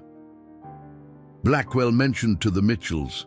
However, in light of new information regarding unique behavioral patterns observed in this herd, particularly the stallion known as Spirit, we are reassessing that decision. A murmur of surprise rippled through the audience. Richard Blackwell leaned forward, his expression darkening. Recent documentation of unprecedented interspecies communication and social behavior warrants further study. Patterson continued. And this morning, I submitted a recommendation to my superiors that the blacktail herd be designated for a special behavioral research program rather than population reduction. The murmurs grew louder, and Janet Mackenzie had to call for order before introducing Emma as the final speaker. Emma wheeled herself to the front of the room, her heart pounding. She had practiced her speech repeatedly, but now, facing the packed room and the intensity of Richard Blackwell's stare, she felt her carefully prepared words slipping away. Taking a deep breath, she decided to speak from her heart instead. My mom was a scientist, she began, her voice quiet but clear. She taught me that the most important discoveries often happen when we set aside our assumptions and simply observe what's actually happening. That's what I've been doing with Spirit. Emma described her initial observations of the wild stallion, the dramatic rescue at the river, and the extraordinary bond that had developed since. As she spoke, Melissa Chang's photographs from the National Geographic article appeared on the large screen behind her, including the breathtaking image of Spirit kneeling beside her wheelchair. Spirit made a choice to help me, Emma continued. He continues to choose to stay near our home, to communicate with me, to form a connection that science can't fully explain yet. His choices matter. They have meaning and value. She looked directly at Richard Blackwell. Mr. Blackwell offered my dad and me a private equine therapy program if we'd support his development. It was a generous offer in some ways, but it missed the point completely. What I have with Spirit isn't about therapy or managing my disability. It's about connection across boundaries that we usually think can't be crossed. Emma's voice grew stronger. The wild horses of Blacktail Mountain aren't just animals to be managed or removed when they're inconvenient for development. They're intelligent beings with their own social structures, communication systems, and choices. Spirit has shown us that these choices can include remarkable connections with humans when they're allowed to happen naturally, on the horse's terms. As Emma concluded her speech, the room erupted in applause. Janet Mackenzie had to bang her gavel repeatedly to restore order before opening the floor for public comment. For the next hour, residents of Pinecrest and surrounding communities approached the microphone. While opinions remained divided, there was a noticeable shift in the room's energy.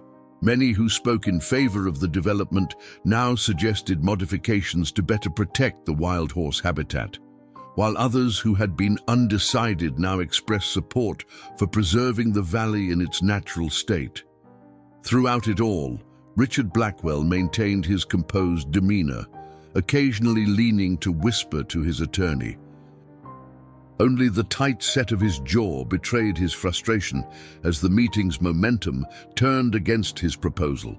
Finally, as the public comment period wound down, Blackwell himself approached the microphone.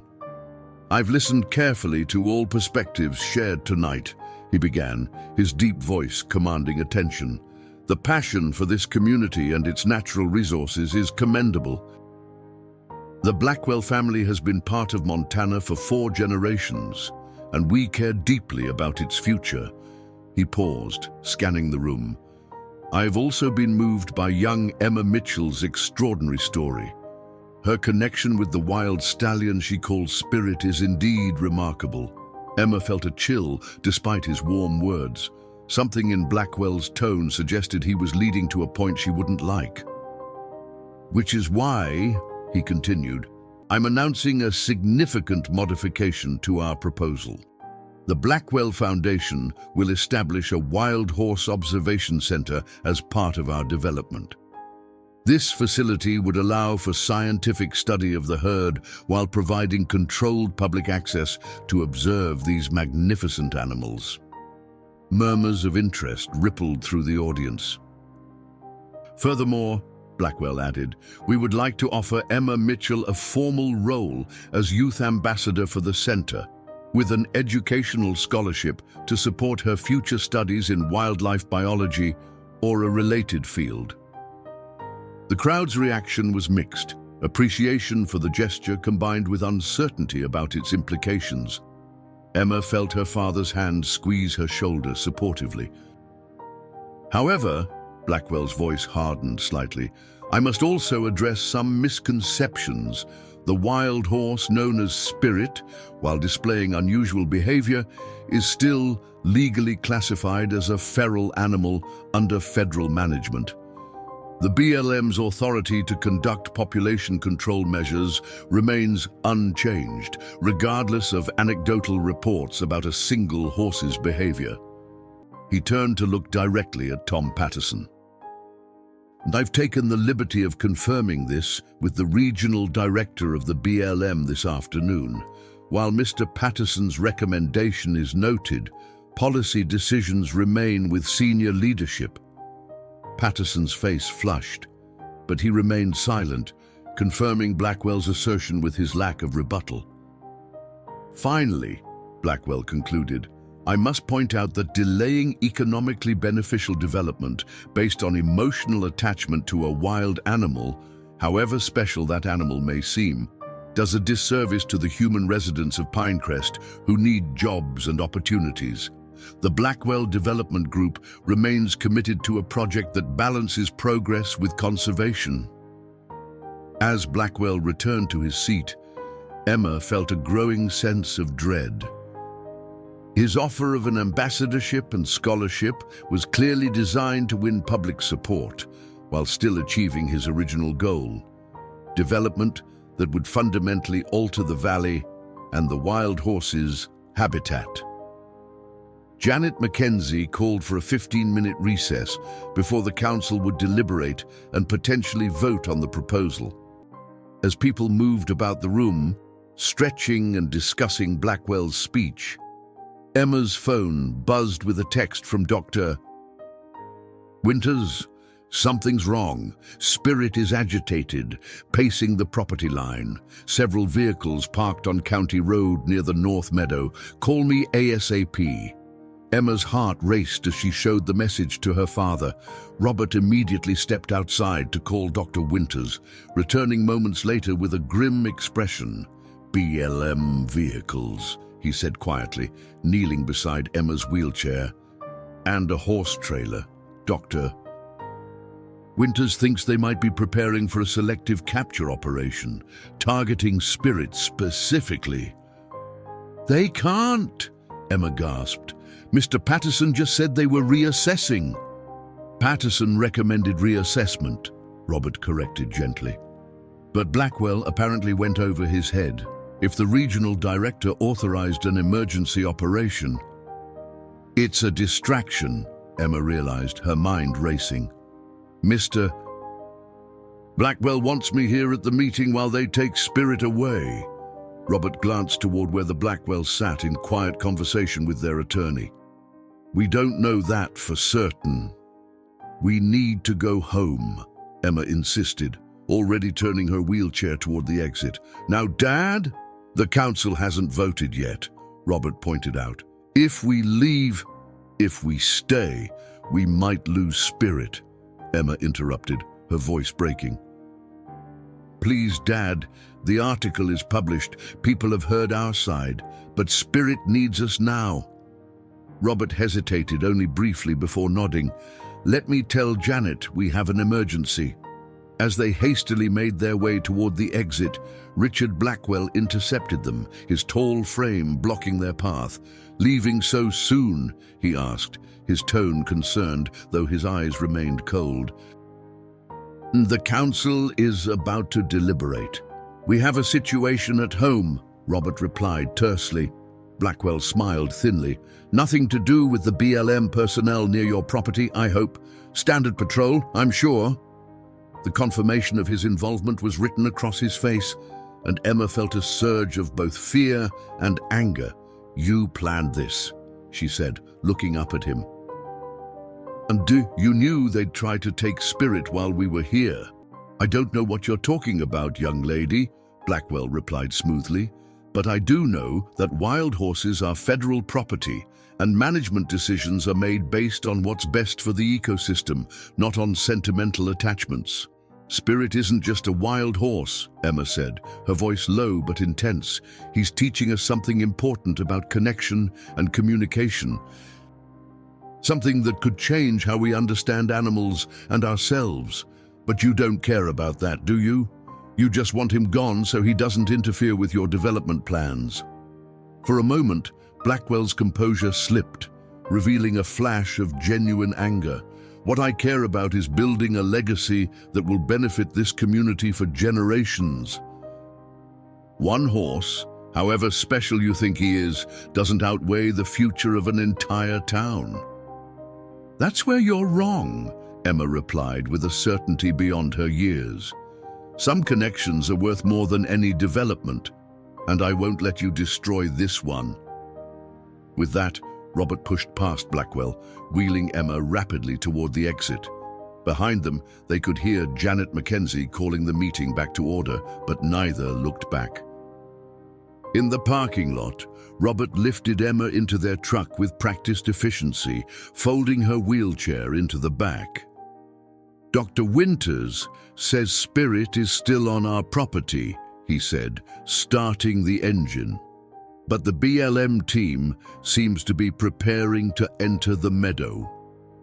Can they do that without permission? Emma asked, fastening her seatbelt with trembling hands. Not on private property. They'd need our consent or a court order, Robert replied, pulling onto the main road.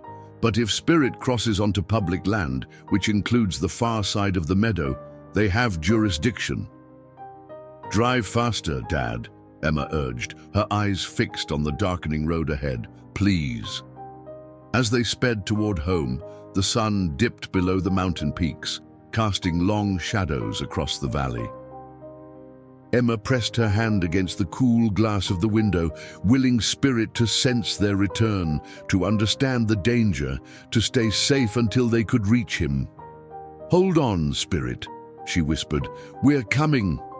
Twilight had descended on the mountain valley, painting the landscape in deepening purples and blues as Robert's truck sped along the winding road toward home.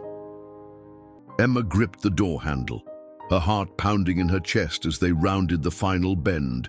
The sight that greeted them sent a jolt of fear through her body. 3 white Bureau of Land Management trucks were parked along the county road bordering the north end of their property. A large horse trailer stood ready, its ramp lowered in preparation. 6 figures in uniform moved with purpose across the meadow, carrying what appeared to be tranquilizer rifles and capture equipment. Dr. Winters stood at the property line, engaged in what looked like a heated discussion with a man in a BLM jacket. And there, at the far edge of the meadow, Spirit paced nervously, his head high, clearly agitated by the unusual activity. "They haven't caught him yet," Emma whispered, relief momentarily overriding her fear. Robert pulled the truck to an abrupt stop beside Dr. Winters' vehicle and hurried to help Emma into her wheelchair. "What's happening?" he demanded as they approached the confrontation at the property line. Dr. Winters turned, her expression a mixture of anger and relief. "Robert, Emma, thank goodness. This is Regional Director Lawrence. He's here with a team to remove Spirit from the herd for assessment and management purposes." Director Lawrence, a stern-faced man in his 50s, acknowledged them with a curt nod. "Dr. Mitchell, we have authorization to conduct a selective removal operation. Your property borders federal land, and the Mustang in question regularly crosses between the 2 jurisdictions." "On whose authority?" Robert challenged. "Did Tom Patterson from your office just announced at the town council meeting that the herd was being considered for a special behavioral research program instead of population reduction?" "Patterson exceeded his authority," Lawrence replied coldly. "This operation was approved by the state office this afternoon. After a call from Richard Blackwell, I assume," Dr. Winters said. Lawrence's expression tightened, but he didn't deny the accusation. "And the BLM makes decisions based on scientific management principles, not political pressure." "Then you should know that Spirit is part of an ongoing scientific study," Dr. Winters countered, "documented in a National Geographic feature published today. Capturing him now would disrupt valuable research into unprecedented wild horse behavior." "I'm aware of the article," Lawrence said dismissively. "No, an interesting human interest story, but not a peer-reviewed scientific study. Our mandate is to manage wild horse populations according to established protocols." Emma, who had been watching Spirit's increasingly anxious movements, suddenly spoke up. "He's afraid," she said quietly. "Your people with their equipment and weapons. You're scaring him." Lawrence looked down at Emma with an expression that mixed condescension with awkward discomfort. "Young lady, I understand you've formed an attachment to this horse, but it's not about attachment," Emma interrupted, her voice growing stronger. "It's about understanding. Spirit came to me when I needed help. He stayed near our home by choice. That behavior defies everything we think we know about wild Mustangs. Don't you want to understand why?" Lawrence shifted uncomfortably. The appropriate place for such research would be a controlled environment." "No," Emma said firmly, wheeling her chair forward. "The appropriate place is here, where he chose to be, where he's free to leave any time, but doesn't. You can't study choice by removing choice." One of the BLM officers approached, casting a nervous glance toward Emma. "Sir, the stallion is staying just out of range. Every time we get close, he moves away, but he's not leaving the area completely. It's like he's waiting for something." "He's waiting for me," Emma said with absolute certainty. Before anyone could stop her, she began wheeling her chair across the meadow, directly toward where Spirit stood watching. Robert made a move to follow, but Dr. Winters held him back. "Let her try," she whispered. "Oh, this might be their best chance." Director Lawrence stepped forward, his face flushing with anger. "This is a federal operation. You can't interfere." "She's not interfering," Robert cut in. "She's on our property, approaching a horse that has been visiting our land for months. If your team crosses our property line without permission or a warrant, that would be trespassing." Lawrence turned to his team. "Hold position at the federal boundary. If the horse crosses onto public land, we proceed as planned." Emma was now halfway across the meadow, her wheelchair moving steadily over the uneven ground. She had never ventured this far from the house alone before, but fear for Spirit overrode her usual caution. The BLM team watched in tense silence, tranquilizer guns ready. When she was about 30 yards from Spirit, Emma stopped and waited. The stallion stood motionless, his ears pricked forward, nostrils flaring as he assessed the situation. The humans behind her, the unfamiliar vehicles, the strange equipment, all registered as potential threats in his wild instincts. Yet Emma's familiar presence called to him. "It's okay," she called softly. "I'm here now." For what seemed an eternity, Spirit remained frozen in indecision. Then, with deliberate purpose, he began walking toward Emma, away from the safety of the trees and the public lands beyond, directly toward the waiting BLM officers. "He's coming to her," one of the officers murmured in disbelief. Director Lawrence raised a hand, signaling his team to remain ready as soon as he's within range. "You tranquilize him now, and you destroy something irreplaceable," Dr. Winters said urgently. "And something we're only beginning to understand."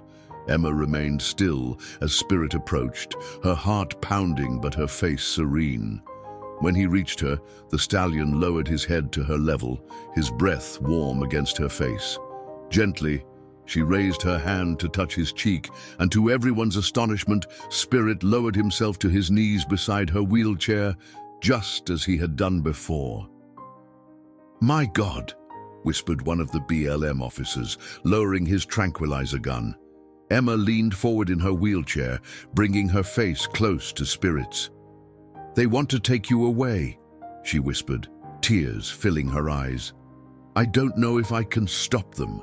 As if understanding her words, Spirit turned his head to look at the BLM team, then back to Emma. With graceful deliberation, he rose to his feet, stepped behind Emma's wheelchair, and nudged it gently forward, away from the officers, back toward Robert and Dr. Winters.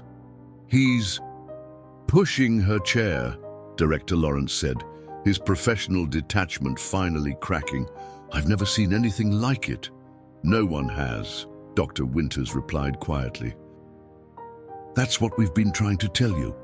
Spirit continued guiding Emma's wheelchair across the meadow, staying close behind her, occasionally touching his muzzle to her shoulder, as if reassuring her of his presence.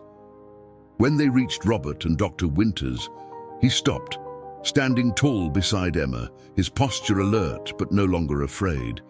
Director Lawrence approached slowly, his earlier certainty visibly shaken. "This behavior, it's not in any of our management literature because it's never been documented before," Dr. Winters said. "Until now." Robert placed a protective hand on Emma's shoulder. "So what happens now, Director? Do you still plan to remove him from his home, from my daughter?"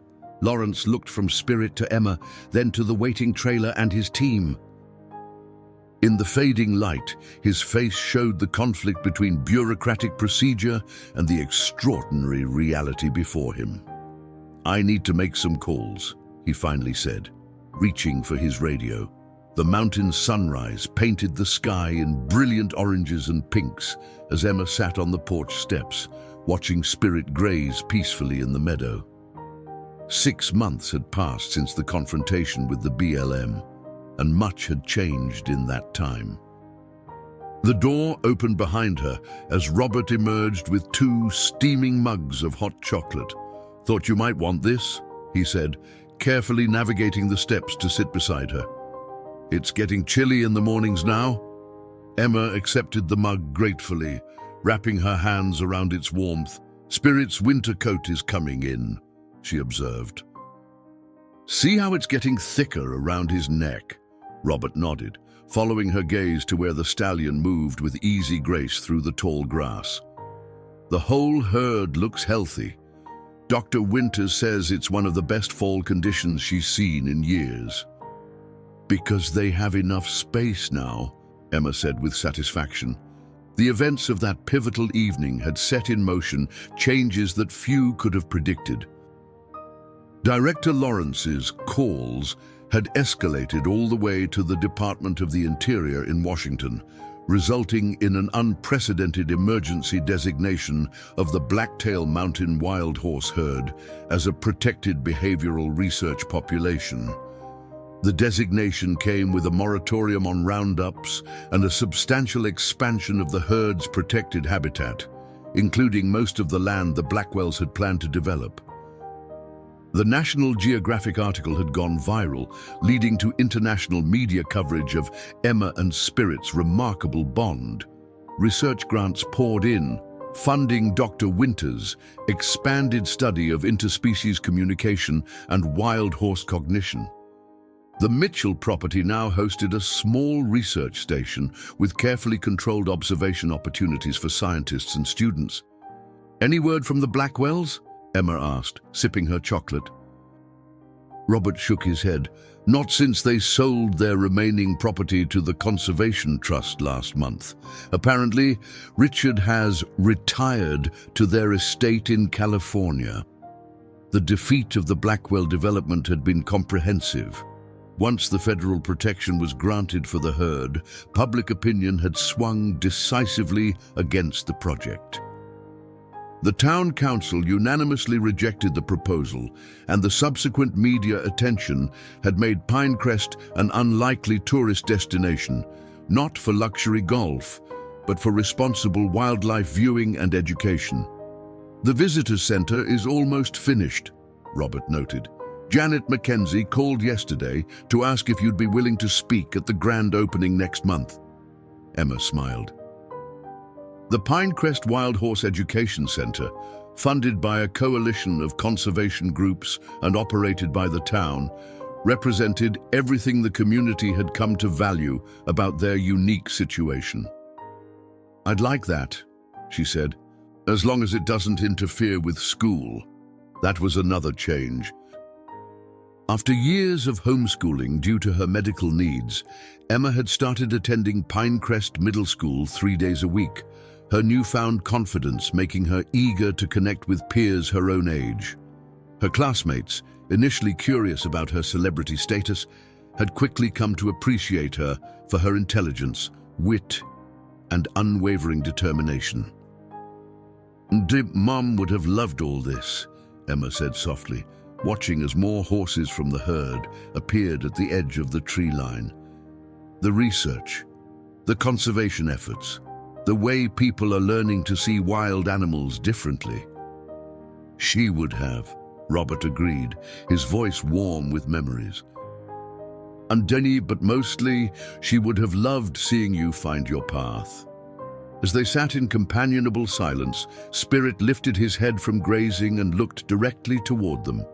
With deliberate steps, he approached the house, stopping about 10 yards from the porch, close enough for connection, but maintaining the boundary that Emma had always respected. "He still comes to check on you every morning," Robert observed. "And every evening," Emma added. "Even when he's been away with the herd all day." She set down her mug and reached for the crutches that leaned against the porch railing. Another change in recent months. With careful movements that spoke of hours of physical therapy and practice, Emma stood from the steps, balancing on her crutches. Her legs, still weak but gradually strengthening through a combination of intensified therapy and sheer determination, supported her as she took one tentative step, then another, toward Spirit. The journey across her own yard remained challenging, each step a victory of will over her condition. Spirit watched patiently, neither approaching nor retreating, allowing Emma to make the journey at her own pace.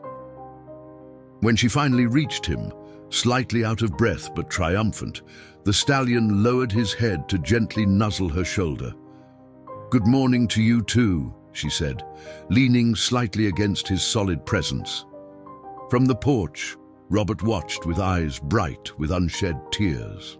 The medical professionals remained cautious in their prognosis, careful not to promise miracles. Emma's muscular dystrophy hadn't disappeared, and she would always face significant physical challenges, but her determination to walk to spirit each day had become a therapy more effective than anyone could have prescribed. Dr. Winters had a theory, which she'd shared with Robert privately, that Emma's extraordinary motivation to connect with spirit on his level had triggered neurological pathways that conventional therapy hadn't reached. Whether scientific fact or simply the power of purpose, the results were undeniable. "Dr. Peterson called yesterday," Robert called to Emma. "She wants to feature your case in her presentation at the National Conference on Adaptive Physical Therapy." Emma nodded, but seemed more interested in showing Spirit the small notebook she'd pulled from her pocket. "I've been tracking the new foal's development," she told the horse, as if he could understand every word. "The little Palomino filly. She's growing so fast." Spirit's ears pricked forward, his intelligent eyes focused on Emma's face as she spoke. Perhaps he understood her words, perhaps only her tone, but the connection between them remained as strong as ever, a silent communication that transcended conventional boundaries. In the distance, a car engine announced the arrival of Dr. Winters for the day's research activities. Soon, the quiet morning would give way to the busy rhythm that had become their new normal. Scientists collecting data, local students visiting for educational programs. Emma dividing her time between schoolwork and her increasingly formal role in the research project. But for now, in this perfect moment between night and day, there was just a girl and a wild horse who had chosen each other against all odds. Emma reached up to stroke Spirit's neck, her touch gentle but confident. "You knew, didn't you?" she whispered. "That day in the river, you knew we could save each other." Spirit nickered softly, the sound rumbling deep in his chest. Behind them, the sun cleared the mountain peaks completely, washing the valley in golden light as a new day began, one of many they would face together. Their unlikely bond a constant reminder that the most profound connections often defy explanation, but transform everything they touch. In the meadow beyond, the wild herd grazed peacefully, their future secure in a world that had finally recognized their value beyond mere management statistics. And in that serenity was the greatest victory of all, the understanding that some things in nature, once properly seen, change not just individual lives, but the very way we perceive our place in the world around us. Emma Mitchell, standing on her own 2 feet beside a wild stallion who had once carried her from danger, embodied that transformation. Her journey had come full circle, from being rescued to becoming a rescuer of spirit, of the herd, and of a piece of wild Montana that would now remain as it was meant to be, free and protected for generations to come.